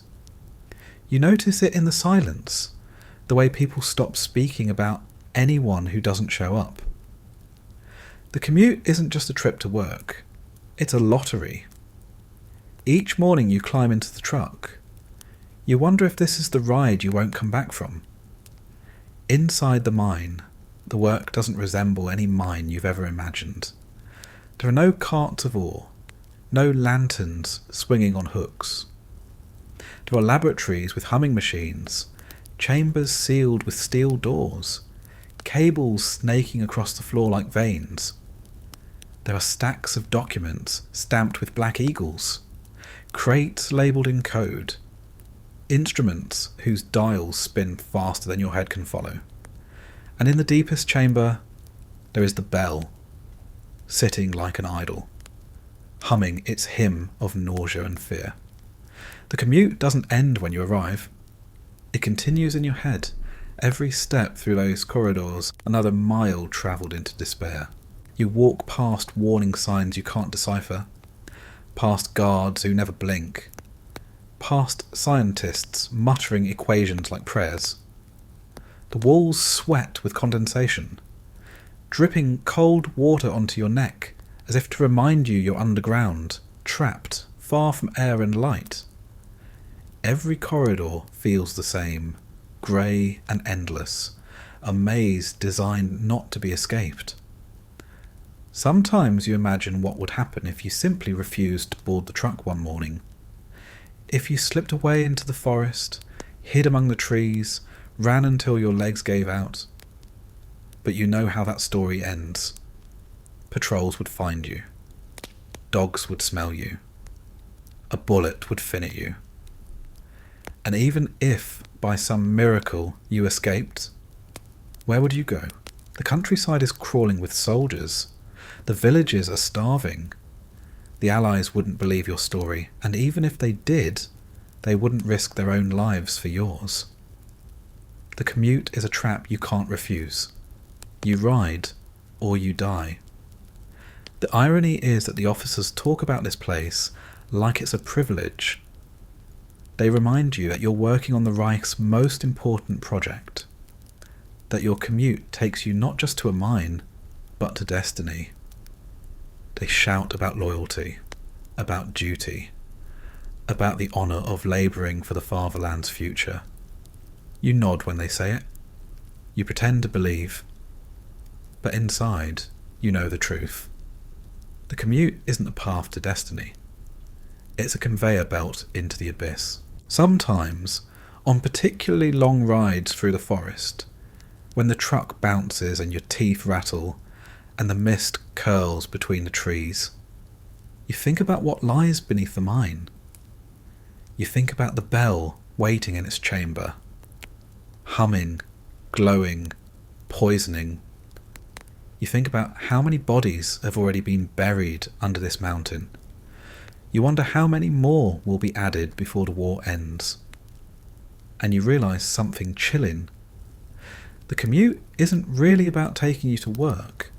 It's about taking you deeper into a grave that hasn't been filled yet. And tomorrow, you'll climb into the truck again. Tomorrow you'll pass the same checkpoints, the same guards, the same floodlights stabbing through the mist. Tomorrow you'll descend into the mine, into the tunnels, into the chamber where the bell waits. Because that's what the commute is. A ritual of descent, repeated until the day you don't come back. You shuffle into the mine again, boots squeaking on wet stone, the stink of diesel and mould in your nostrils. And you already know what today will be about. Not just wires and dials, not just radiation and sickness, not just another round of men collapsing at their stations. Today is about the other side of this project, the part whispered about more than explained, the part that doesn't live in equations or blueprints, but in symbols, in rituals, in things that don't belong in a laboratory at all. They call it science when officers are in the room. They wave clipboards and scribble formulas and pretend the bell is just another machine, like a rocket or an engine. But among themselves, when the guards aren't listening, or when the guards lean closer instead of away, they call it something else. They call it the occult. The Reich was always obsessed with strange things. You've heard the rumours, even before you were dragged into this bunker. Expeditions to Tibet in search of the mystical artefacts. Archaeologists digging in ancient ruins for proof of Aryan ancestors. Books full of runes and symbols stamped with swastikas. Some people laughed when they heard those stories, but you're not laughing now. Because in the mine, the lines between physics and pseudoscience blur until you can't tell where one ends and the other begins. You've seen the symbols etched into the walls of the bell's chamber, not technical diagrams, not labels for wires or warnings for pipes, symbols that look older than the concrete itself, painted in deep red that never seems to fade. Circles intersecting with triangles, jagged lines curling into spirals, strange runes that make your skin crawl when you stare at them too long. The scientists pretend they're just reference marks, but no one believes that. They're charms, wards, offerings, protection against the machine, or maybe invitations to something worse. And then there are the books. Not the tidy technical manuals you expect from an engineering project, but thick, leather-bound volumes that smell of mildew and dust. Some with titles in Gothic script you can barely read. Others with pages filled entirely with diagrams of geometric patterns, alchemical recipes, strange charts of stars. You've seen scientists flipping through them during tests, muttering under their breath, as if reciting prayers while turning dials. Physics manuals don't require prayers, but this project does. The SS don't discourage it. They encourage it. They talk about destiny, about hidden knowledge, about the ancient powers the Reich is destined to unlock. They say the bell is not just a machine, but a key to a world beyond the visible, beyond the measurable, beyond the reach of ordinary science. They use words like vril, cosmic energy, anti-gravity, and half the time even they don't seem to understand what they're saying. But they believe. That's what matters. Belief is enough to keep the machine running, even when the math doesn't add up. The scientists play along because they have no choice. Some of them roll their eyes when officers aren't looking. Others have started to believe, or at least pretend so convincingly it's impossible to tell the difference. You see men with PhDs tracing runes on the bell's casing before switching it on. You see them hang talismans in their pockets, hidden among slide rules and pencils. You see them copying passages from dusty tomes as if copying down the laws of physics themselves. It doesn't matter if it's true. What matters is that they're desperate. And desperation makes superstition look like logic. The workers whisper about it too. They don't use the word occult, but they feel it. They know this isn't normal science. They call the chamber cursed, the glow demonic, the hum the voice of the underworld. They make the sign of the cross when guards aren't watching. Some smuggle in charms or lucky coins, clutching them in their fists when the bell starts to shake. A few whisper about witches, about demons, about the devil himself humming inside the steel. You'd laugh if the purple glow didn't make it feel possible. There's even a rumour that priests were brought in once. Not Catholic priests, not Lutheran pastors, but something older, stranger.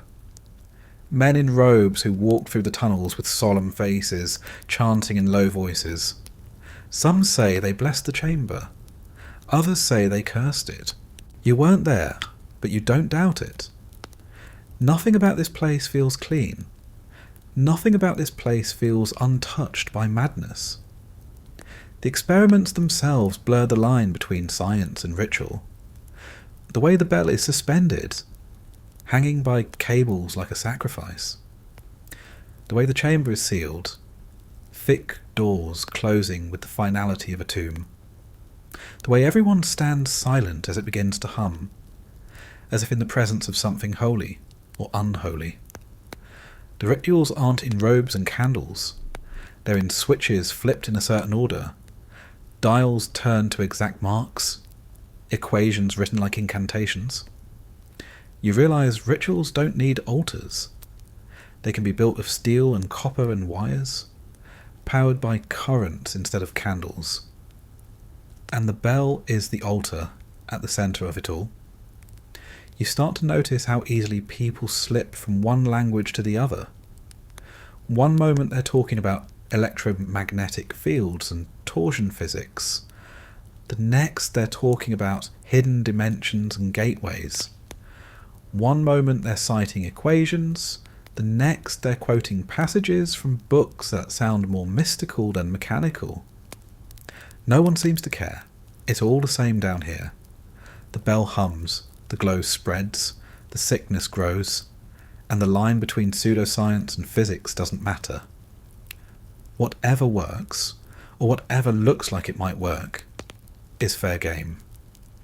The irony is that you, a worker with no education in any of this, start to understand better than the scientists. Not the formulas, not the symbols, but the truth. The truth that this machine isn't really about science at all. It's about belief. Belief that the impossible can be forced into existence if you just throw enough bodies into the chamber. Belief that ancient runes and modern equations can be mashed together until the universe gives up its secrets. Belief that Hitler's vision can bend reality itself. It doesn't matter if the bell actually works. What matters is that they believe it can, and that belief is enough to keep the nightmare alive. Your commute takes you into the mine every day, but it's these moments, watching scientists flip between algebra and alchemy, that make you realise where you really are. Not in a laboratory, not in a mine, but in a temple. A twisted, poisoned temple, where the only god is the machine humming in the dark. and the only prayers are the ones muttered by men too afraid to admit they've lost their minds. And tomorrow, you'll watch them again. You'll see the runes, the symbols, the muttered incantations. You'll see the line between reason and madness blur even further. And you'll wonder, as the bell hums and the glow spreads, whether you're witnessing science advancing or humanity collapsing into its own superstition. Because down here, physics and pseudoscience aren't enemies anymore, they're partners. And their child is the bell. The longer you stay in the mine, the less the bell feels like a machine, and the more it feels like something no one has the vocabulary to describe. The scientists run out of equations, the SS run out of speeches, and the workers run out of jokes. So they reach for something else. Stories, legends, myths, say, and lately, the story that clings to the bunker like mould is that the bell isn't just a weapon. It's a craft. A ship. A machine not meant to stay chained underground, but meant to fly. It starts as a whisper, the way most rumours do. A guard mutters about a disk project in another facility. A scientist lets slip that one of the formulas he's working on looks less like a reactor design and more like propulsion. A worker swears he saw sketches of circular craft tucked between pages of equations. At first, it sounds ridiculous. You've seen the bell. It's squat, ugly, suspended like a giant cowbell without a clapper. It hums, it glows, it sickens. It doesn't look like it could roll across the floor, let alone soar into the sky. But the whispers grow. They always do down here. The more the bell misbehaves, the more desperate people become to believe it has a purpose.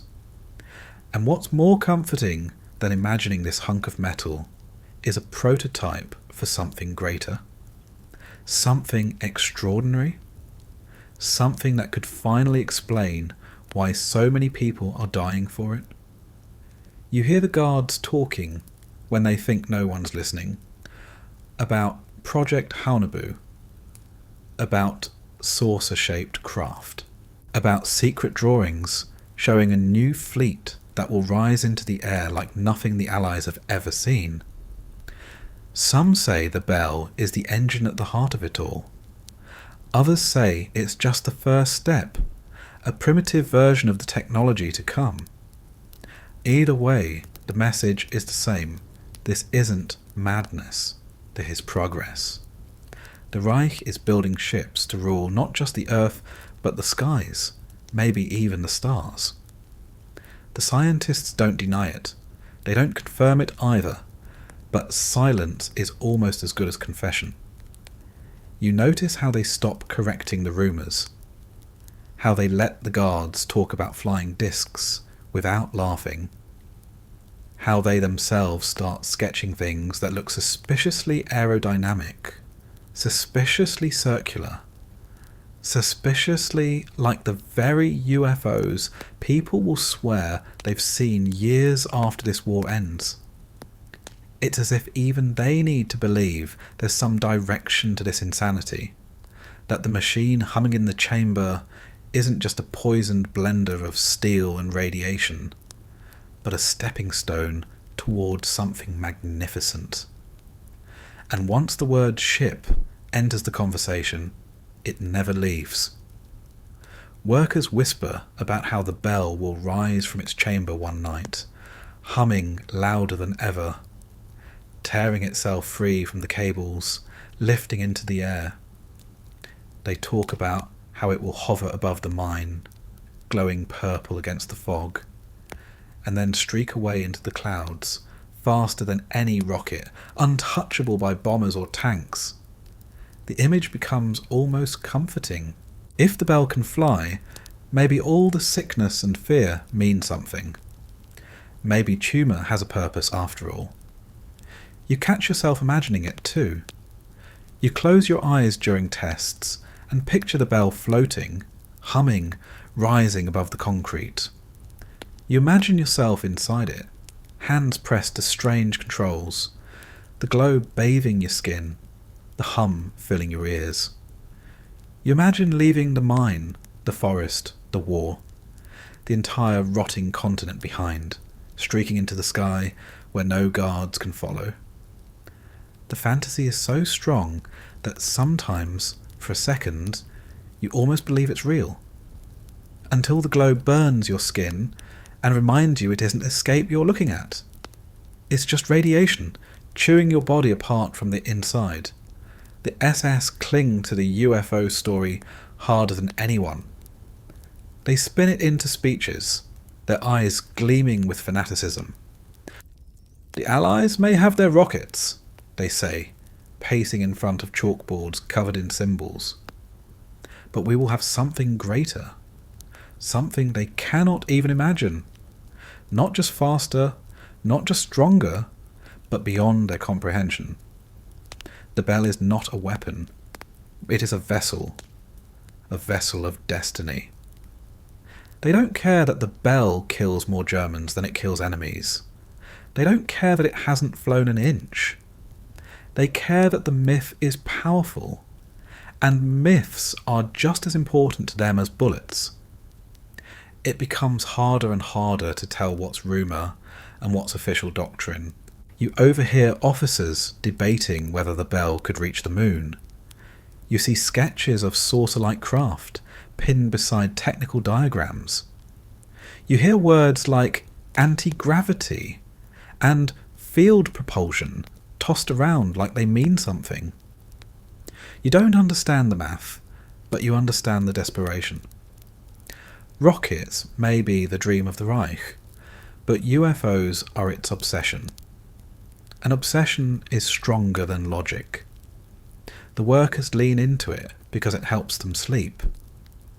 Better to believe you're building a miracle ship than to admit you're building a machine that's slowly rotting your body from the inside. Better to believe you're part of history's first step toward the stars than to admit you're just another expendable cog in a machine that doesn't work. When you whisper to yourself that maybe the bell really could fly, it almost makes the purple glow bearable. Almost. At night, the fantasies turn into visions. You dream of the bell lifting into the air, the cables snapping like threads, the chamber shaking as it rises. You see yourself weightless inside, floating as the machine hums louder and louder, until the mine collapses behind you, and the forest below shrinks to nothing. Then you're in the sky, streaking higher and higher, clouds glowing purple as you tear through them. You don't wake from those dreams screaming. You wake smiling just for a second, before the rash on your wrist reminds you what's real. Some say the bell has already flown. That one night, during a test no workers were allowed to witness, the machine lifted off the ground for a few seconds. That it hovered, cables straining, humming like thunder, before crashing back down. You don't know if it's true, but the guards tell the story anyway, puffing out their chests, bragging about how they saw the future with their own eyes. And once a guard says it, it becomes truth. The strangest part is that no one laughs. Not the scientists, not the workers, not even you. By now, the nightmare has dragged on so long that the idea of a flying disc doesn't sound insane anymore. It sounds almost reasonable. More reasonable than believing the Reich can win the war with rockets and tanks. More reasonable than believing the bell is just a machine with no purpose.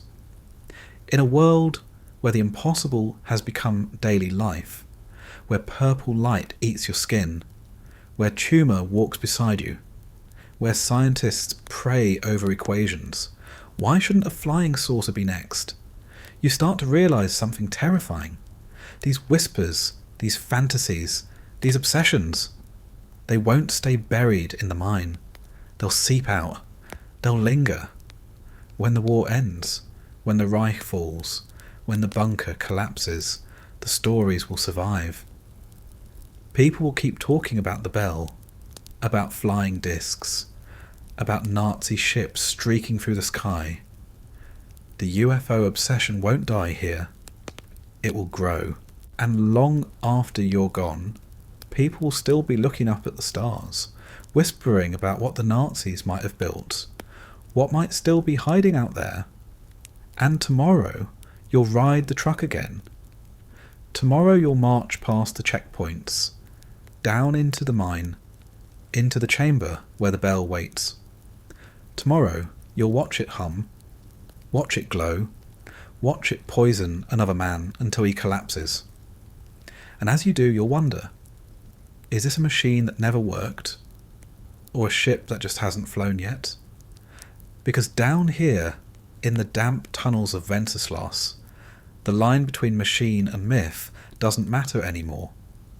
All that matters is that the bell hums, and the obsession hums with it.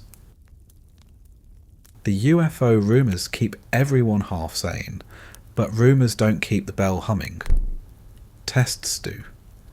And tests are what you live for, or more accurately, what you try to live through. Because every time that steel monstrosity is powered up, the question isn't whether it will work. The question is whether you'll walk out afterward with your skin intact, your brain still inside your skull, and your organs not liquefied. Testing an impossible machine isn't like testing a rocket or an engine. You don't stand at a safe distance, clipboards in hand, and make neat little notes while the machine either launches or fails. Here, safety is an illusion. Distance doesn't matter. The bell doesn't respect walls, doesn't respect doors, doesn't respect the line between the inside of your body and the outside world. It hums, it glows, and suddenly men are on the floor, convulsing, bleeding from the nose, their eyes glassy. And then someone shouts, "More power!" The first step of any test is the ritual of preparation. Workers clean the chamber, scrub away the residue from the last disaster, mop up whatever bodily fluids were left behind. You drag cables into place, tighten bolts that already want to shear loose, haul heavy crates of chemicals you're not allowed to identify.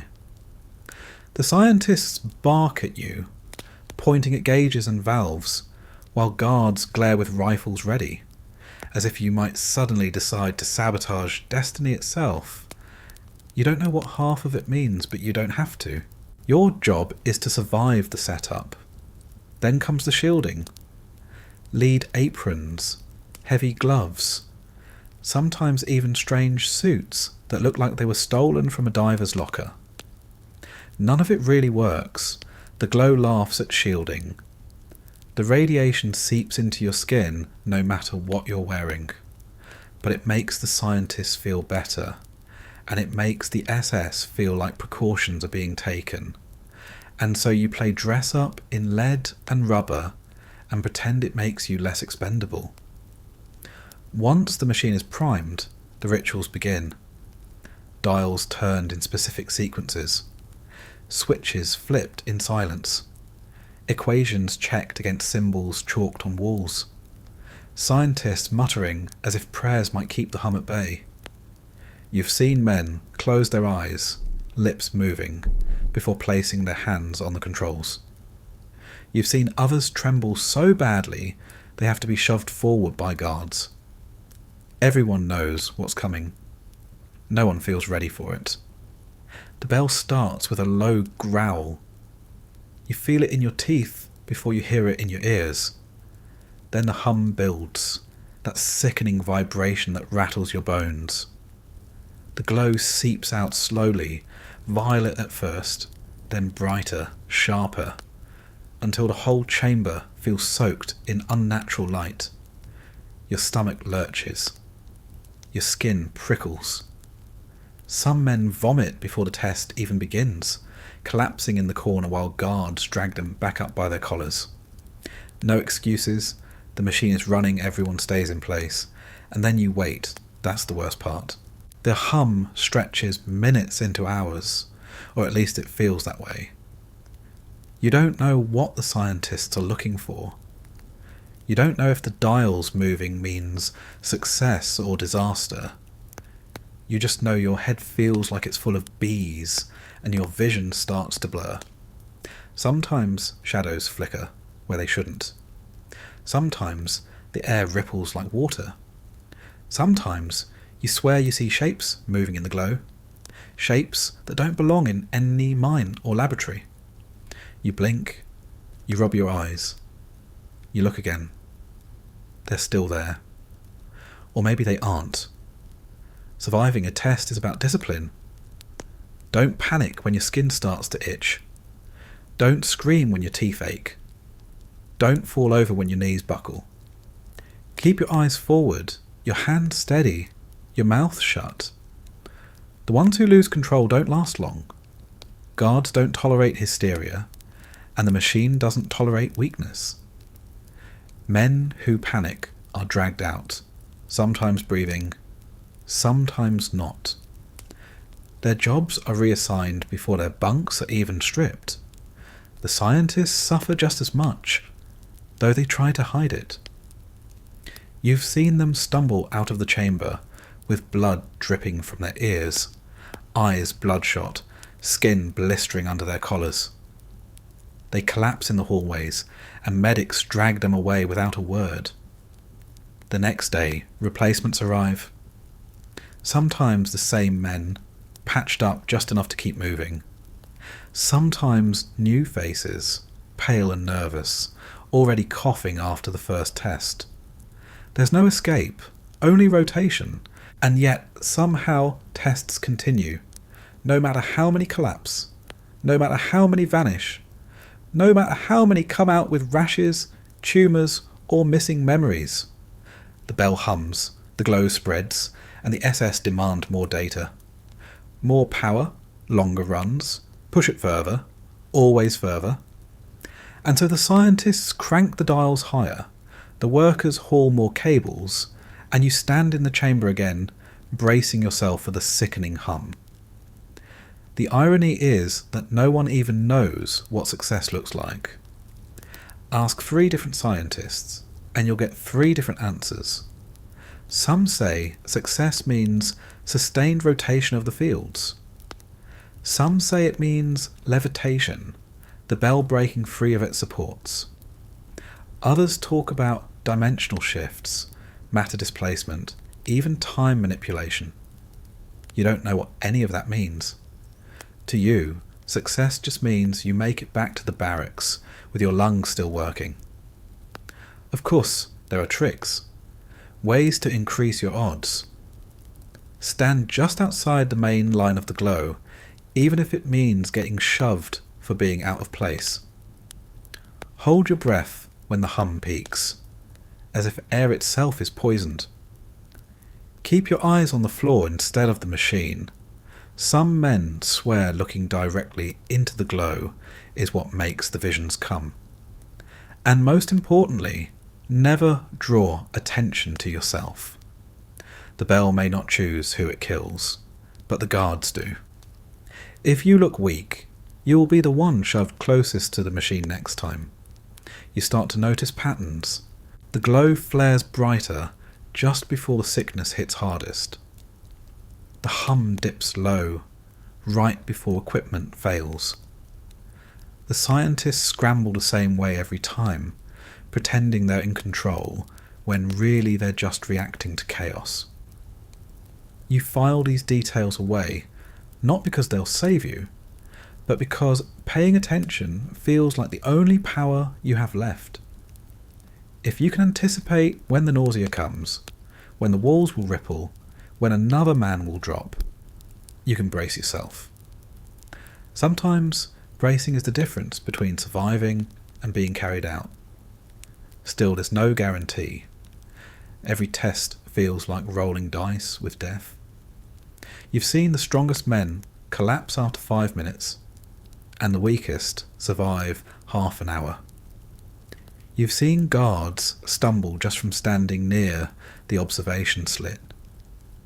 You've seen scientists write notes with shaking hands, only to pass out before finishing the page. The bell doesn't follow rules. It doesn't care about training or rank. It hums, it glows, and it takes what it wants.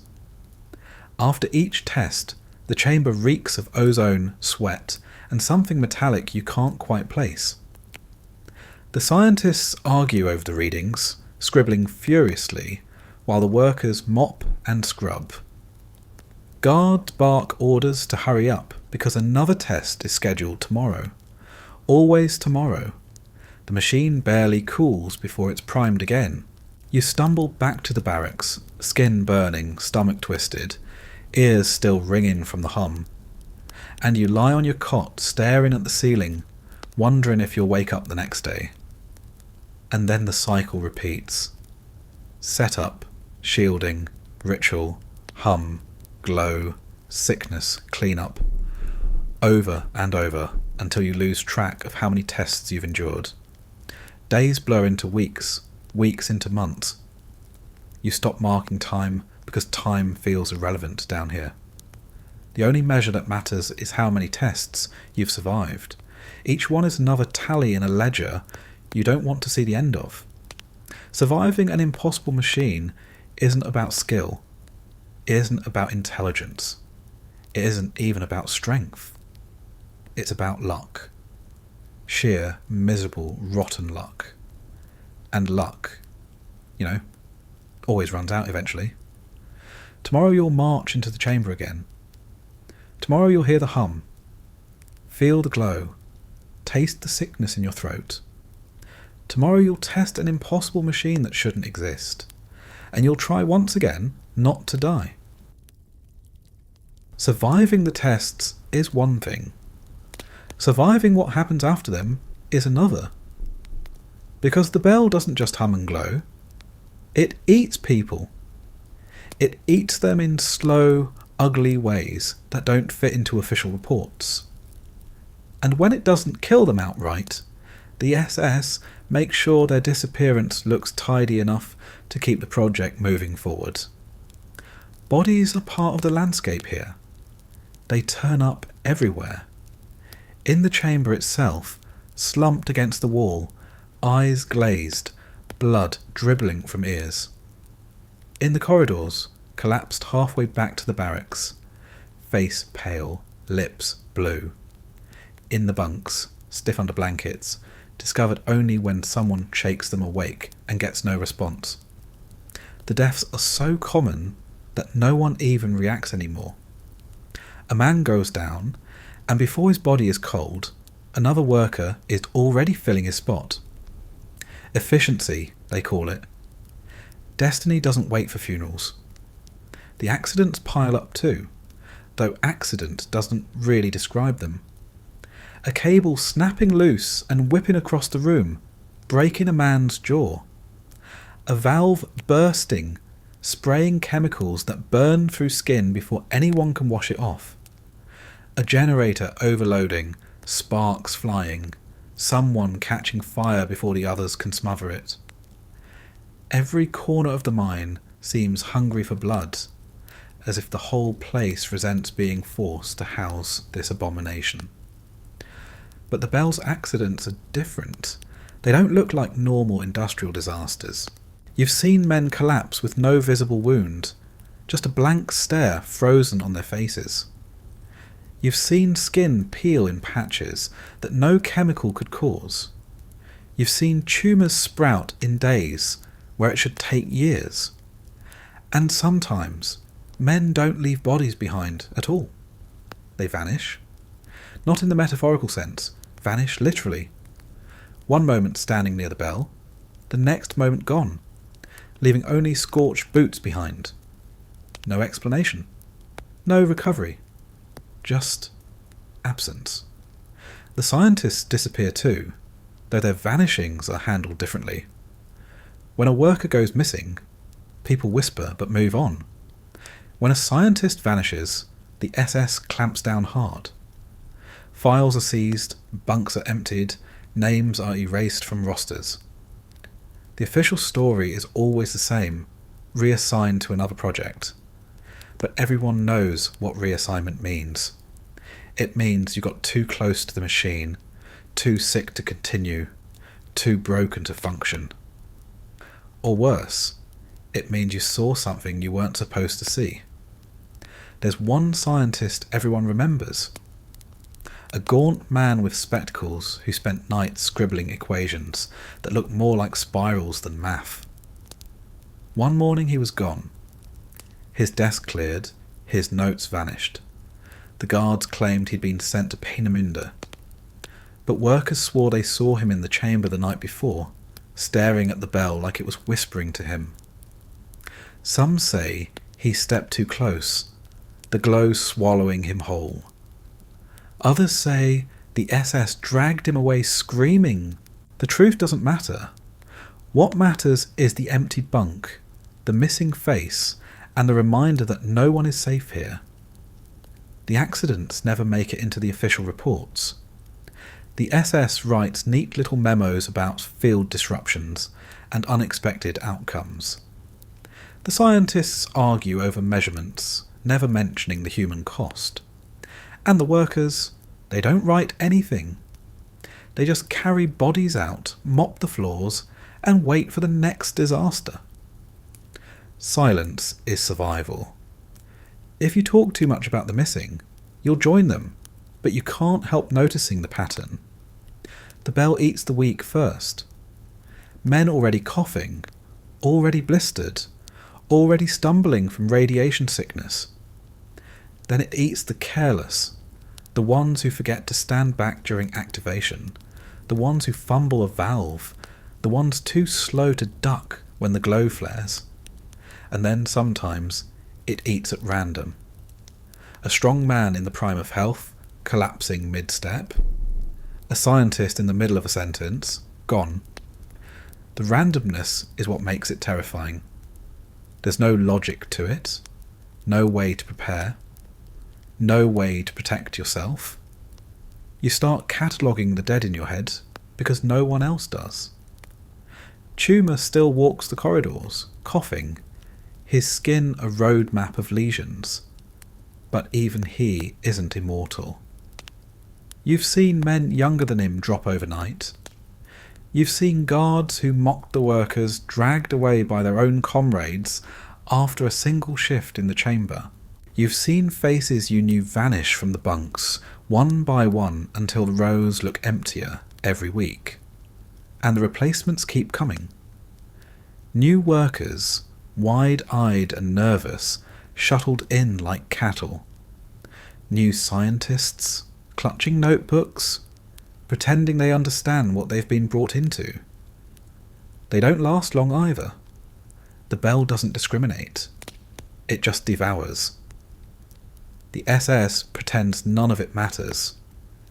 They bark at you to work faster, to ignore the smell of burning flesh, to step over the blood pooling on the floor.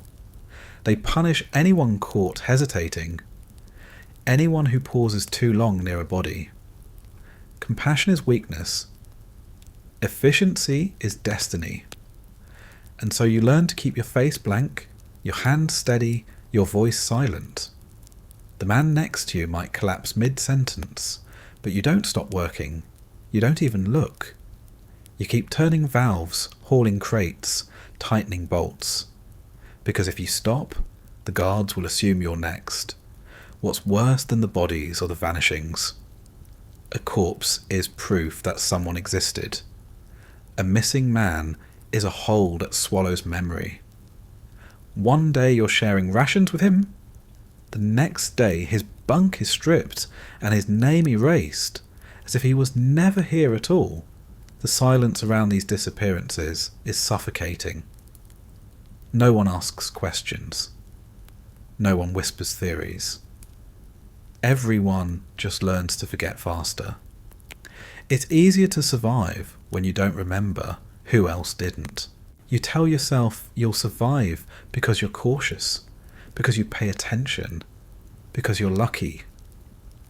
But deep down, you know the truth. Survival here isn't about skill. It isn't about intelligence. It isn't even about strength. It's about whether the bell decides to notice you today, and if it does, no amount of caution will save you. The barracks grows quieter every night. Fewer voices, fewer snores, fewer men waking up screaming from nightmares. The silence is worse than the noise. It means the bell is winning. It means the mine is emptier, lonelier, more suffocating.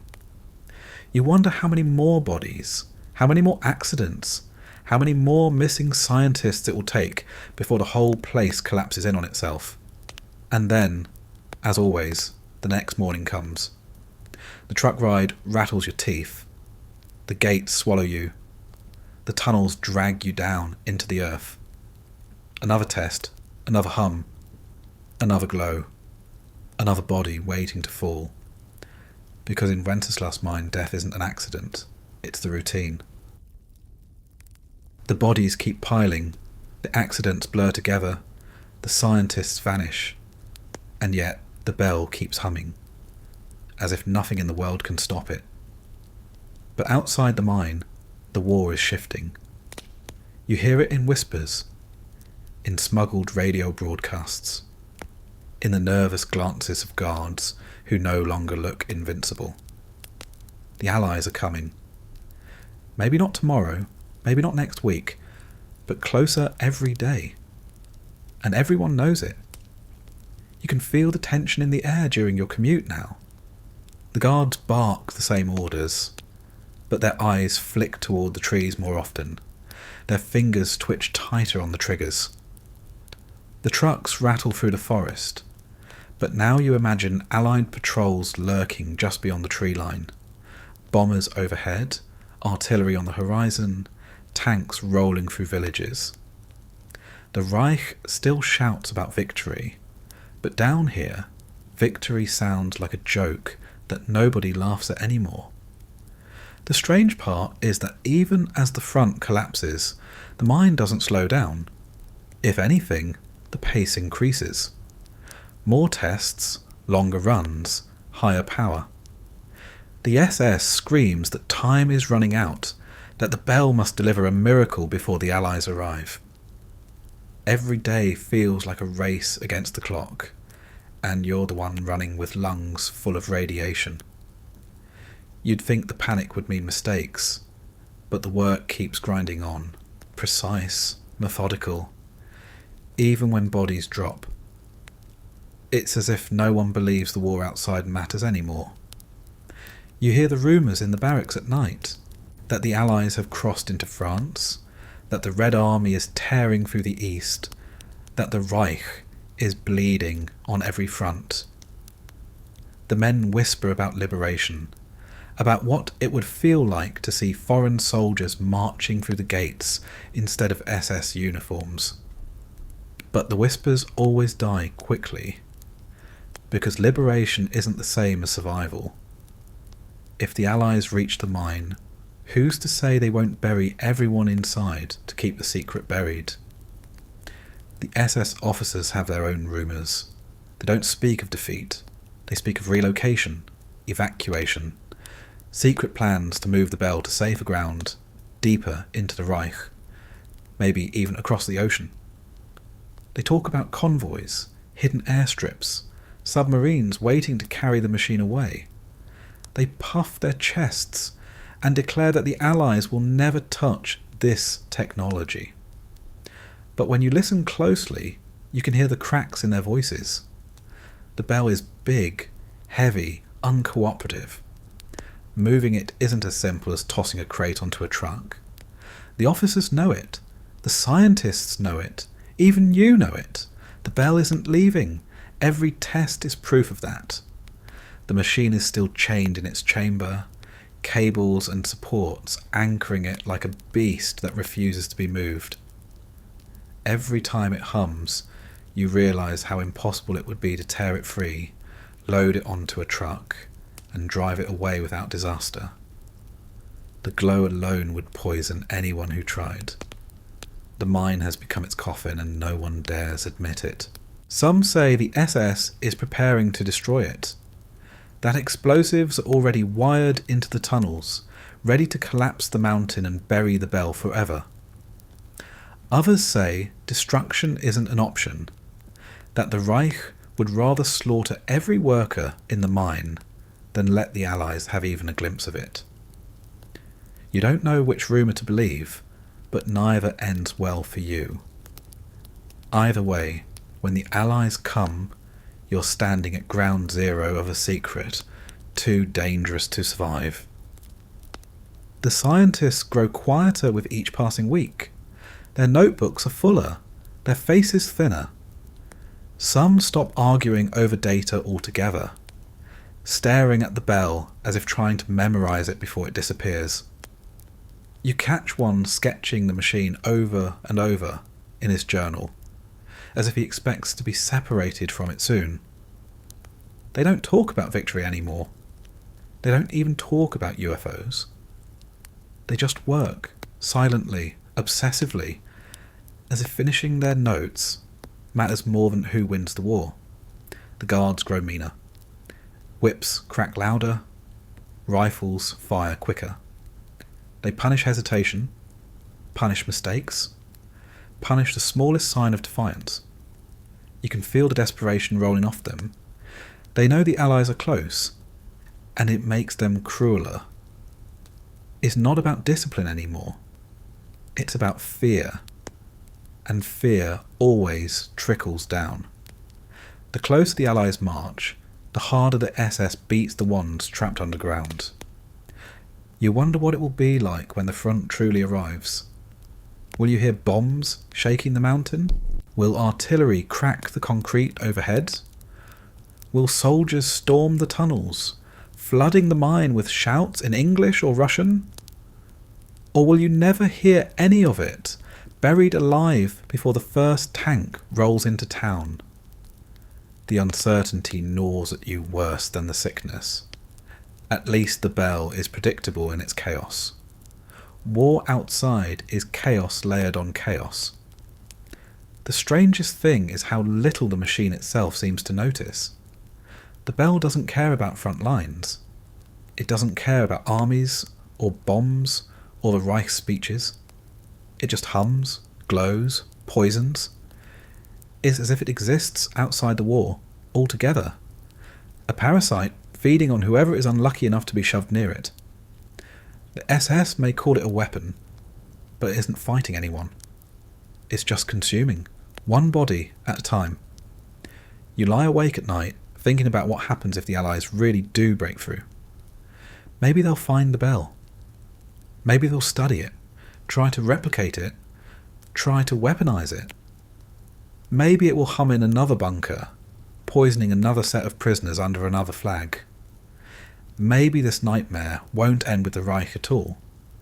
Maybe it will spread, or maybe the bell will collapse under its own sickness, an impossible machine choking on its own contradictions. The men around you dream of liberation. You dream of silence. Not cheering crowds, not allied flags, not even survival.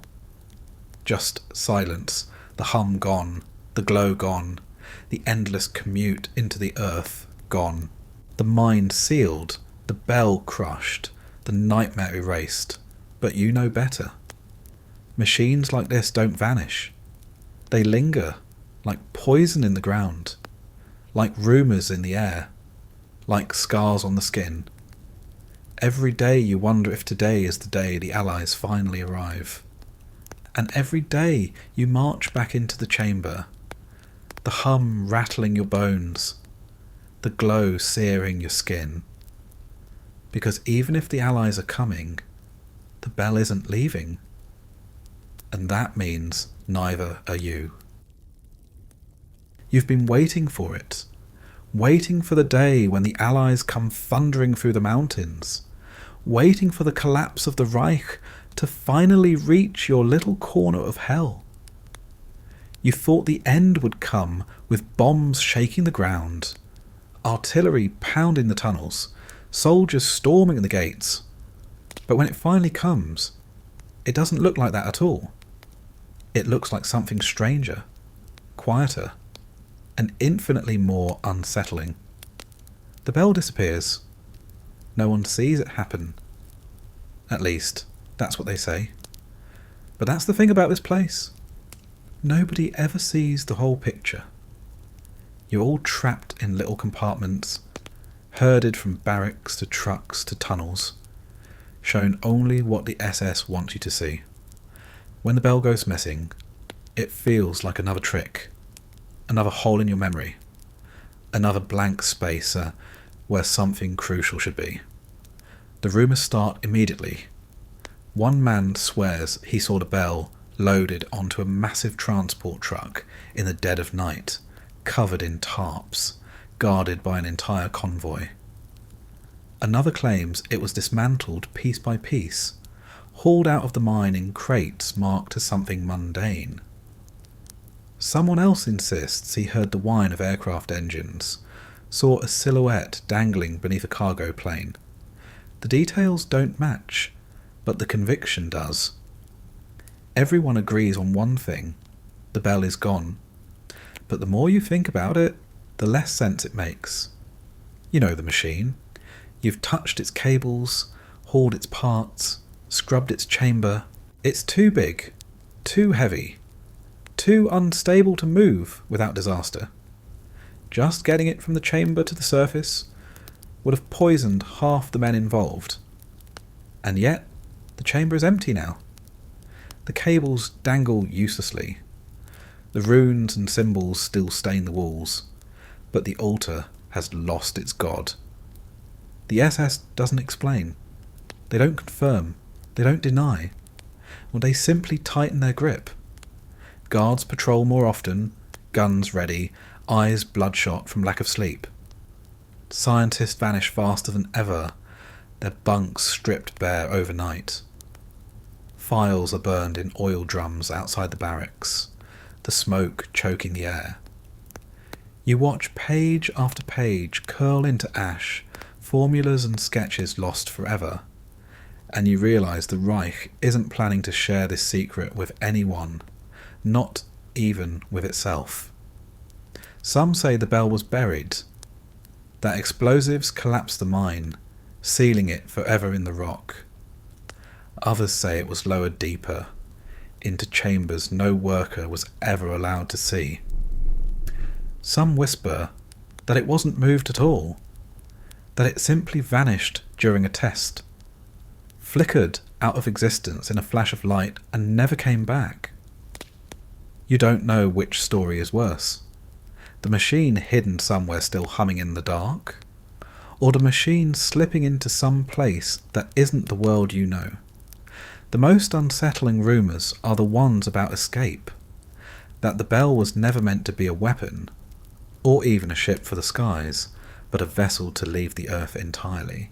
The scientists spoke often enough about other dimensions, about time shifts, about bending reality.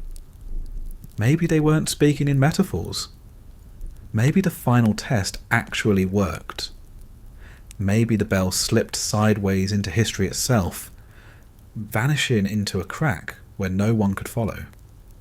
Maybe that's why there's no wreckage, no trace, no evidence. Just an empty chamber and a story that doesn't end. The guards never admit fear, but you can see it in their faces. Their brutality grows sharper as the mine empties. They're lashing out because they don't know what happened either.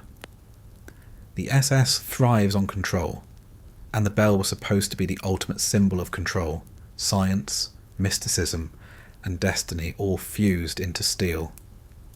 Now it's gone, and with it goes the illusion that anyone was ever in charge of it. For you, the disappearance is worse than the machine itself. When the bell was chained in the chamber, you at least knew where the nightmare lived. You could point to it, hear it, smell it. You could fear it with a kind of certainty. But now the fear has no walls. The bell could be anywhere. It could be buried under your feet, so humming faintly in the stone. It could be strapped to a truck rolling through the forest. It could be halfway across the Reich, killing a new set of workers in some other mine. Or it could be nowhere and everywhere at once, slipped into some place no map can chart. The barracks grows restless. Men argue in whispers over which story is true, over whether the Allies will find the bell, over whether anyone will even be alive when that happens. Some cling to hope that it's gone forever, erased from history. Others can't shake the dread that it will return, humming louder than ever, dragging them back into its glow. Hope and fear mingle until you can't tell them apart anymore. The scientists are quieter than ever. The few who remain stare at the empty chamber, like mourners at a grave. They don't speak of UFOs or anti-gravity or miracles. They just stand there, notebooks in hand, scratching out meaningless notes to fill the silence. You wonder if they're relieved the machine is gone, or horrified by what it means. Maybe both. The disappearance becomes the final mystery of the mine. You live through radiation, through sickness, through bodies piling in the tunnels. You endure the whips, the starvation, the endless tests. But it's the empty chamber that haunts you most, because the human mind can adapt to horror, can even adapt to death, but it cannot adapt to not knowing. And when the Allies finally do come, when the trucks stop running, when the guards vanish, when the gates swing open, you realise the mystery isn't solved. The chamber is still empty, the files still burned, the scientists still gone. The bell has vanished into history, and no one can tell you how. All that's left is the rumour, the whisper, the obsession, and the nagging fear that somewhere, somehow, the bell is still humming. The bell is gone, and that should be the end of it. Machines disappear all the time. Armies retreat, papers burn, bunkers collapse. History is full of things that vanish without explanation. But the problem is the silence doesn't last. Silence is never strong enough to smother obsession. And the bell was built on obsession. So when people look at that empty chamber, when they think about the glowing machine that ate bodies and bent air and whispered sickness into your bones, they don't shrug and move on. They invent theories.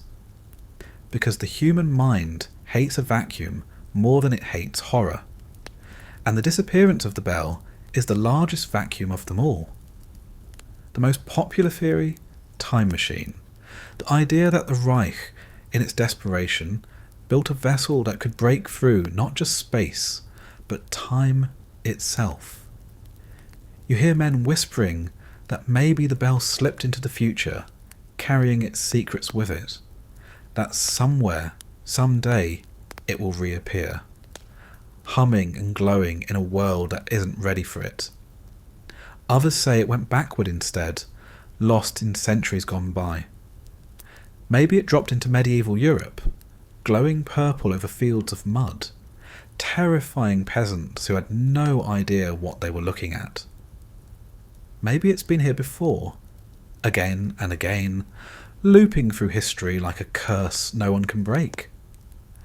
The scientists would scoff at such ideas, at least in public, but in private you remember hearing them mutter about equations that bent too far, about numbers that slipped off the edge of the page. You remember diagrams that didn't look like reactors or engines, but spirals, endless spirals curling in on themselves. If anyone was going to accidentally tear a hole in time, it would be these men. Then there's the portal theory, not time, but space. That the bell opened a doorway, a crack between worlds. Maybe it slipped into another dimension, a place where the laws of physics don't match your own. A place where sickness and light twist together until they make sense. Maybe it didn't vanish. It escaped. The portal story spreads fast. because it explains the visions. The flickers in the air, the shapes that weren't supposed to be there, the shadows moving where no shadows belonged. People say those weren't hallucinations. They were glimpses of the other side. You weren't imagining things. You were seeing through the crack. Of course, there are darker versions. Some whisper that the bell didn't just step through a portal. It opened one. And whatever was on the other side stepped back through. They look at the missing scientists, the bodies that never turned up, the men who vanished leaving only boots behind. They ask, did the bell consume them? Or did something else take them? And if so, where are those things now? Then there's the simplest theory of all, the one that cuts through all the spirals, the equations, the paranoia. The bell wasn't a time machine, wasn't a portal, wasn't even a weapon. It was just a blender. A big, ugly, over-engineered blender that spun fluids and chemicals until it glowed, poisoning anyone dumb enough to stand near it. Nothing mystical, nothing miraculous, just science at its worst, dangerous, expensive, and utterly useless.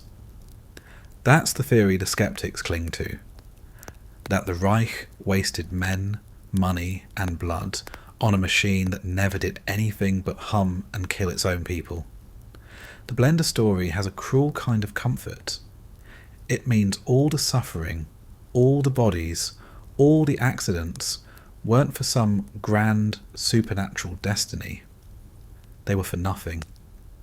And nothing, while bitter, is easier to accept than the idea that the bell actually worked. But the theories don't stay quiet. They travel. They leave the mine with the survivors. They spread in whispers across ruined cities. They fester in reports written by Allied intelligence officers. And each side shapes them to fit its own fears. To the Allies, the bell is a maybe weapon, a maybe ship, a maybe time machine that might still exist somewhere. To the survivors, it's a curse. To the SS who fled, it's a legend to polish their myth of secret power. Everyone wants the bell to mean something different, and so it does. You can't stop yourself from thinking about the theories either. You lie awake on your cot, staring at the ceiling, and your brain runs in circles. What if it was a time machine? Would you go back to before the war? Before the mine? Before the sickness? Or would you go forward, hoping the future had antibiotics for your lesions and a cure for your headaches? What if it was a portal? Would you step through it, even if you didn't know what was waiting on the other side? Or would you stay here, chained to the familiar misery of Earth? And what if it really was just a blender? Would that make everything better or worse? Because the truth is, you need the bell to mean something. You need it to justify the nights you spent coughing blood, the friends you watched collapse, the burns on your skin that will never heal. If it was just a blender, then you were nothing more than a fool sacrificed to a broken machine. If it was a time machine or a portal, at least you were a witness to something extraordinary. The SS doesn't share their theories out loud, but you know they have them. You can see it in the way they linger near the empty chamber, staring too long. You can hear it in the rare slip of their voices when they talk about relocation or transport. They want to believe the bell was more than a failure too. They want it to be a secret victory, hidden away until the Reich rises again. They need that myth to sleep at night. The strangest thing about the theories is how they survive the war. Long after the Reich falls, after the mine is abandoned, after the last guards flee or die, the stories remain. Historians dig them up, journalists chase them, conspiracy theorists scream them into microphones. UFO hunters fold the bell into their saucer myths. Occultists claim it was the gateway to other realms.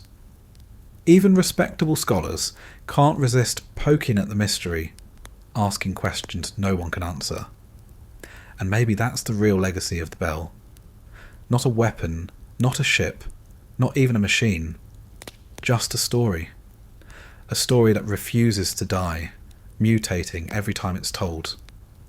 A story that fills the silence left behind when the chamber went empty. You try to convince yourself it doesn't matter, that the truth will never be known, and that's fine. But deep down, you know the theories matter. They matter because people will keep building on them. They matter because one day someone might try to build another bell, and maybe next time it won't vanish. You close your eyes and try not to picture it. A new chamber, a new glow, a new group of workers dragged underground to scrub the floors and haul the cables. A new set of scientists muttering equations they barely understand. A new set of guards barking about destiny. The cycle's spinning up again, as inevitable as the hum itself. Time machine, portal, blender. It doesn't matter which theory is true. What matters is that people believe. Belief is what keeps the bell alive, long after the machine itself is gone. And belief is harder to kill than any weapon. Tomorrow the theories will spread further. Tomorrow, someone else will whisper about time travel, about UFOs, about portals. Tomorrow the bell will vanish and reappear in 100 different versions of history, each one louder than the last. And you? You'll still hear the hum in your bones, long after the chamber is empty. The war ends, but the bell doesn't. Machines can vanish, bunkers can collapse, guards can scatter into the wind, but the bell clings to the world in the only way it knows how, through rumour. And rumour is stronger than steel. Rumour doesn't rust, doesn't sink into the ground, doesn't need cables to keep humming.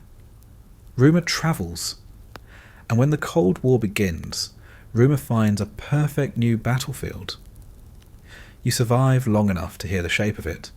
The Reich is gone, smashed to rubble, but its ghost refuses to rest.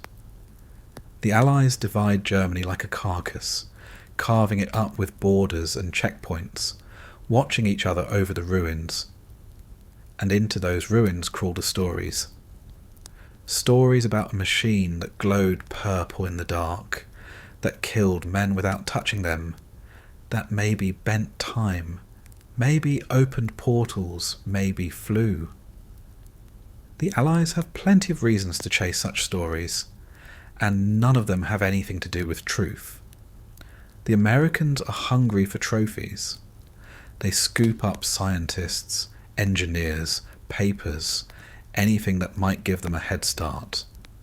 Operation Paperclip, they call it, a polite name for stealing brains from the Reich's corpse. You hear whispers that Bell scientists are among them. Men who once muttered equations in Wenceslas mine are now sipping coffee in Texas, sketching diagrams in New Mexico, advising on rockets in Alabama. Maybe they brought their notebooks with them. Maybe they left them behind. But either way, they carried the bell in their heads, and that was enough. The Soviets aren't far behind. They dig through bunkers, seize labs, drag scientists east in the dead of night. They don't need polite names for their programs. They just call it victory. You hear rumours that they found pieces of the bell, fragments of machinery sealed in crates, or maybe entire blueprints hidden in a Berlin basement. No one knows if it's true, but it doesn't matter. In the Cold War, a rumour of a weapon is as valuable as the weapon itself. You can imagine how the story grows in smoke-filled rooms. An American officer slaps a file on a desk, muttering about Nazi anti-gravity. A Soviet general leans over a map, growling about time machines. Neither side laughs. Because what if it's real? The Cold War is built on what if. What if the other side builds a bomb bigger than yours? What if the other side puts missiles in the sky? What if the other side cracks open reality itself? The bell is perfect fuel for that paranoia. And so, the machine that never left its chamber spreads across continents. It becomes a secret file in Washington, a classified report in Moscow, a whisper in the corridors of NATO, a rumour in the halls of the KGB. Each version of a story twists to fit the fear of the listener. To the Americans, the bell is a Soviet prize. To the Soviets, the bell is an American trophy. Each side suspects the other of hiding it, studying it, turning it into the next great weapon. Neither can prove it, but neither can let it go. Meanwhile, the UFO craze begins. Flying saucers dart across the skies in newspapers and tabloids, and suddenly the bell has a new costume. People connect the dots that were never meant to be connected. A glowing machine in a mine.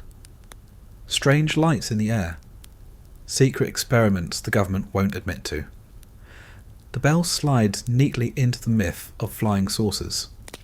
A German prototype mistaken for an alien craft. Or maybe not mistaken at all. Maybe some say the bell was an alien machine, something the Reich found and tried to harness. The Cold War makes paranoia fashionable, and paranoia needs stories like the bell. You remember what it was really like, the hum rattling your bones, the glow searing your skin, the sickness clinging to your lungs. But the world doesn't want that version. It wants a machine of destiny, a miracle lost in the ruins, waiting to be rediscovered. The Americans and Soviets aren't chasing the truth of the bell. They're chasing the myth of it, the possibility that it might tilt the balance of power. And myth is far more dangerous than reality. You imagine the scientists in America staring at chalkboards, trying to recreate equations they only half believed in back in the mine. You imagine Soviet engineers lowering prototypes into secret test chambers, hoping to spark the same hum, the same glow, without knowing the cost. Maybe they succeeded, maybe they didn't. You'll never know, because in the Cold War, secrecy isn't about hiding the truth. It's about making sure nobody knows anything at all. The strangest part is that the bell becomes more alive after the war than it ever was during it. In the mine, it was a machine chained in stone, humming and killing in the dark. In the Cold War, it becomes a ghost, a phantom haunting two empires locked in a staring contest. It appears in briefing papers, in classified files, in drunken whispers at conferences. It becomes a bargaining chip, a threat, a rumour sharpened into a weapon. And unlike the real bell, which killed mostly the men forced to work around it, the ghost bell threatens the entire world. For you, the irony is unbearable. You saw the machine with your own eyes. You felt the sickness crawling under your skin. You know it wasn't a miracle, wasn't a UFO, wasn't the key to victory. It was a disaster barely contained, a machine that devoured its own builders. And yet, in the Cold War, it becomes bigger than life, bigger than death, bigger than truth. Because truth doesn't win wars, rumour does. Every year that passes, the bell slips further from memory and deeper into legend. Files vanish into vaults. Survivors die off, their voices lost. All that remains are whispers, theories, and the gnawing suspicion that somewhere, someone is still chasing the hum. Maybe the Americans tried and failed. Maybe the Soviets tried and failed. Maybe they're still trying. Maybe, right now, in some hidden chamber under a mountain, a machine is glowing purple again, and another set of workers is coughing blood while guards bark about destiny. The Cold War doesn't end the Bell story, it just rewrites it. And if there's one thing you've learned, it's that rumours are harder to kill than any machine. You've made it this far, through the mine, through the sickness, through the disappearances, through the whispers of time machines and portals and Cold War paranoia. You thought the Bell was left behind in the rubble of the Reich, a nightmare that couldn't survive daylight. But that's the problem with nightmares. They don't stay buried, they crawl out even when the ground above them has been paved over with new wars, new governments, new empires. The Bell is gone, and yet it isn't. You can feel it in the way people still talk about it.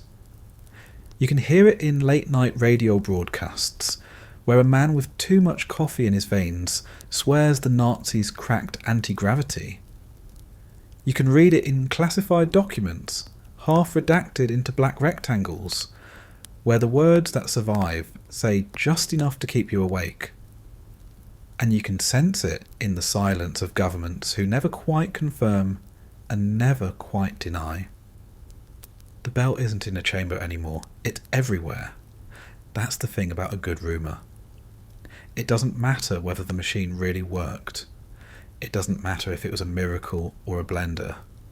What matters is that people believe. And belief makes the Bell more dangerous than steel ever did. Because belief doesn't need cables, doesn't need radiation, doesn't need engineers. Belief can exist in whispers, in files, in paranoid meetings where men in suits ask what if. What if the enemy has it? What if the machine still exists?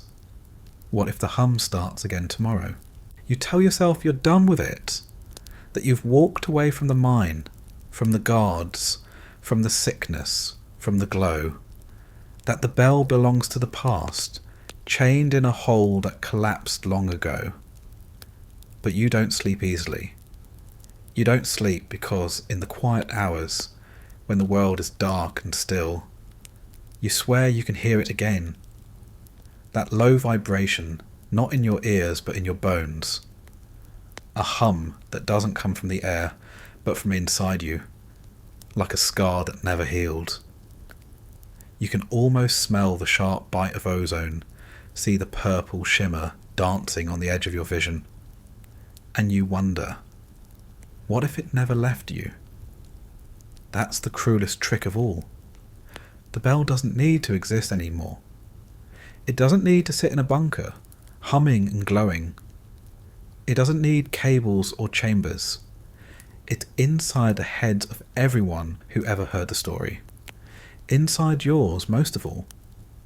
You lived with it, you breathed it, you carried its sickness in your lungs.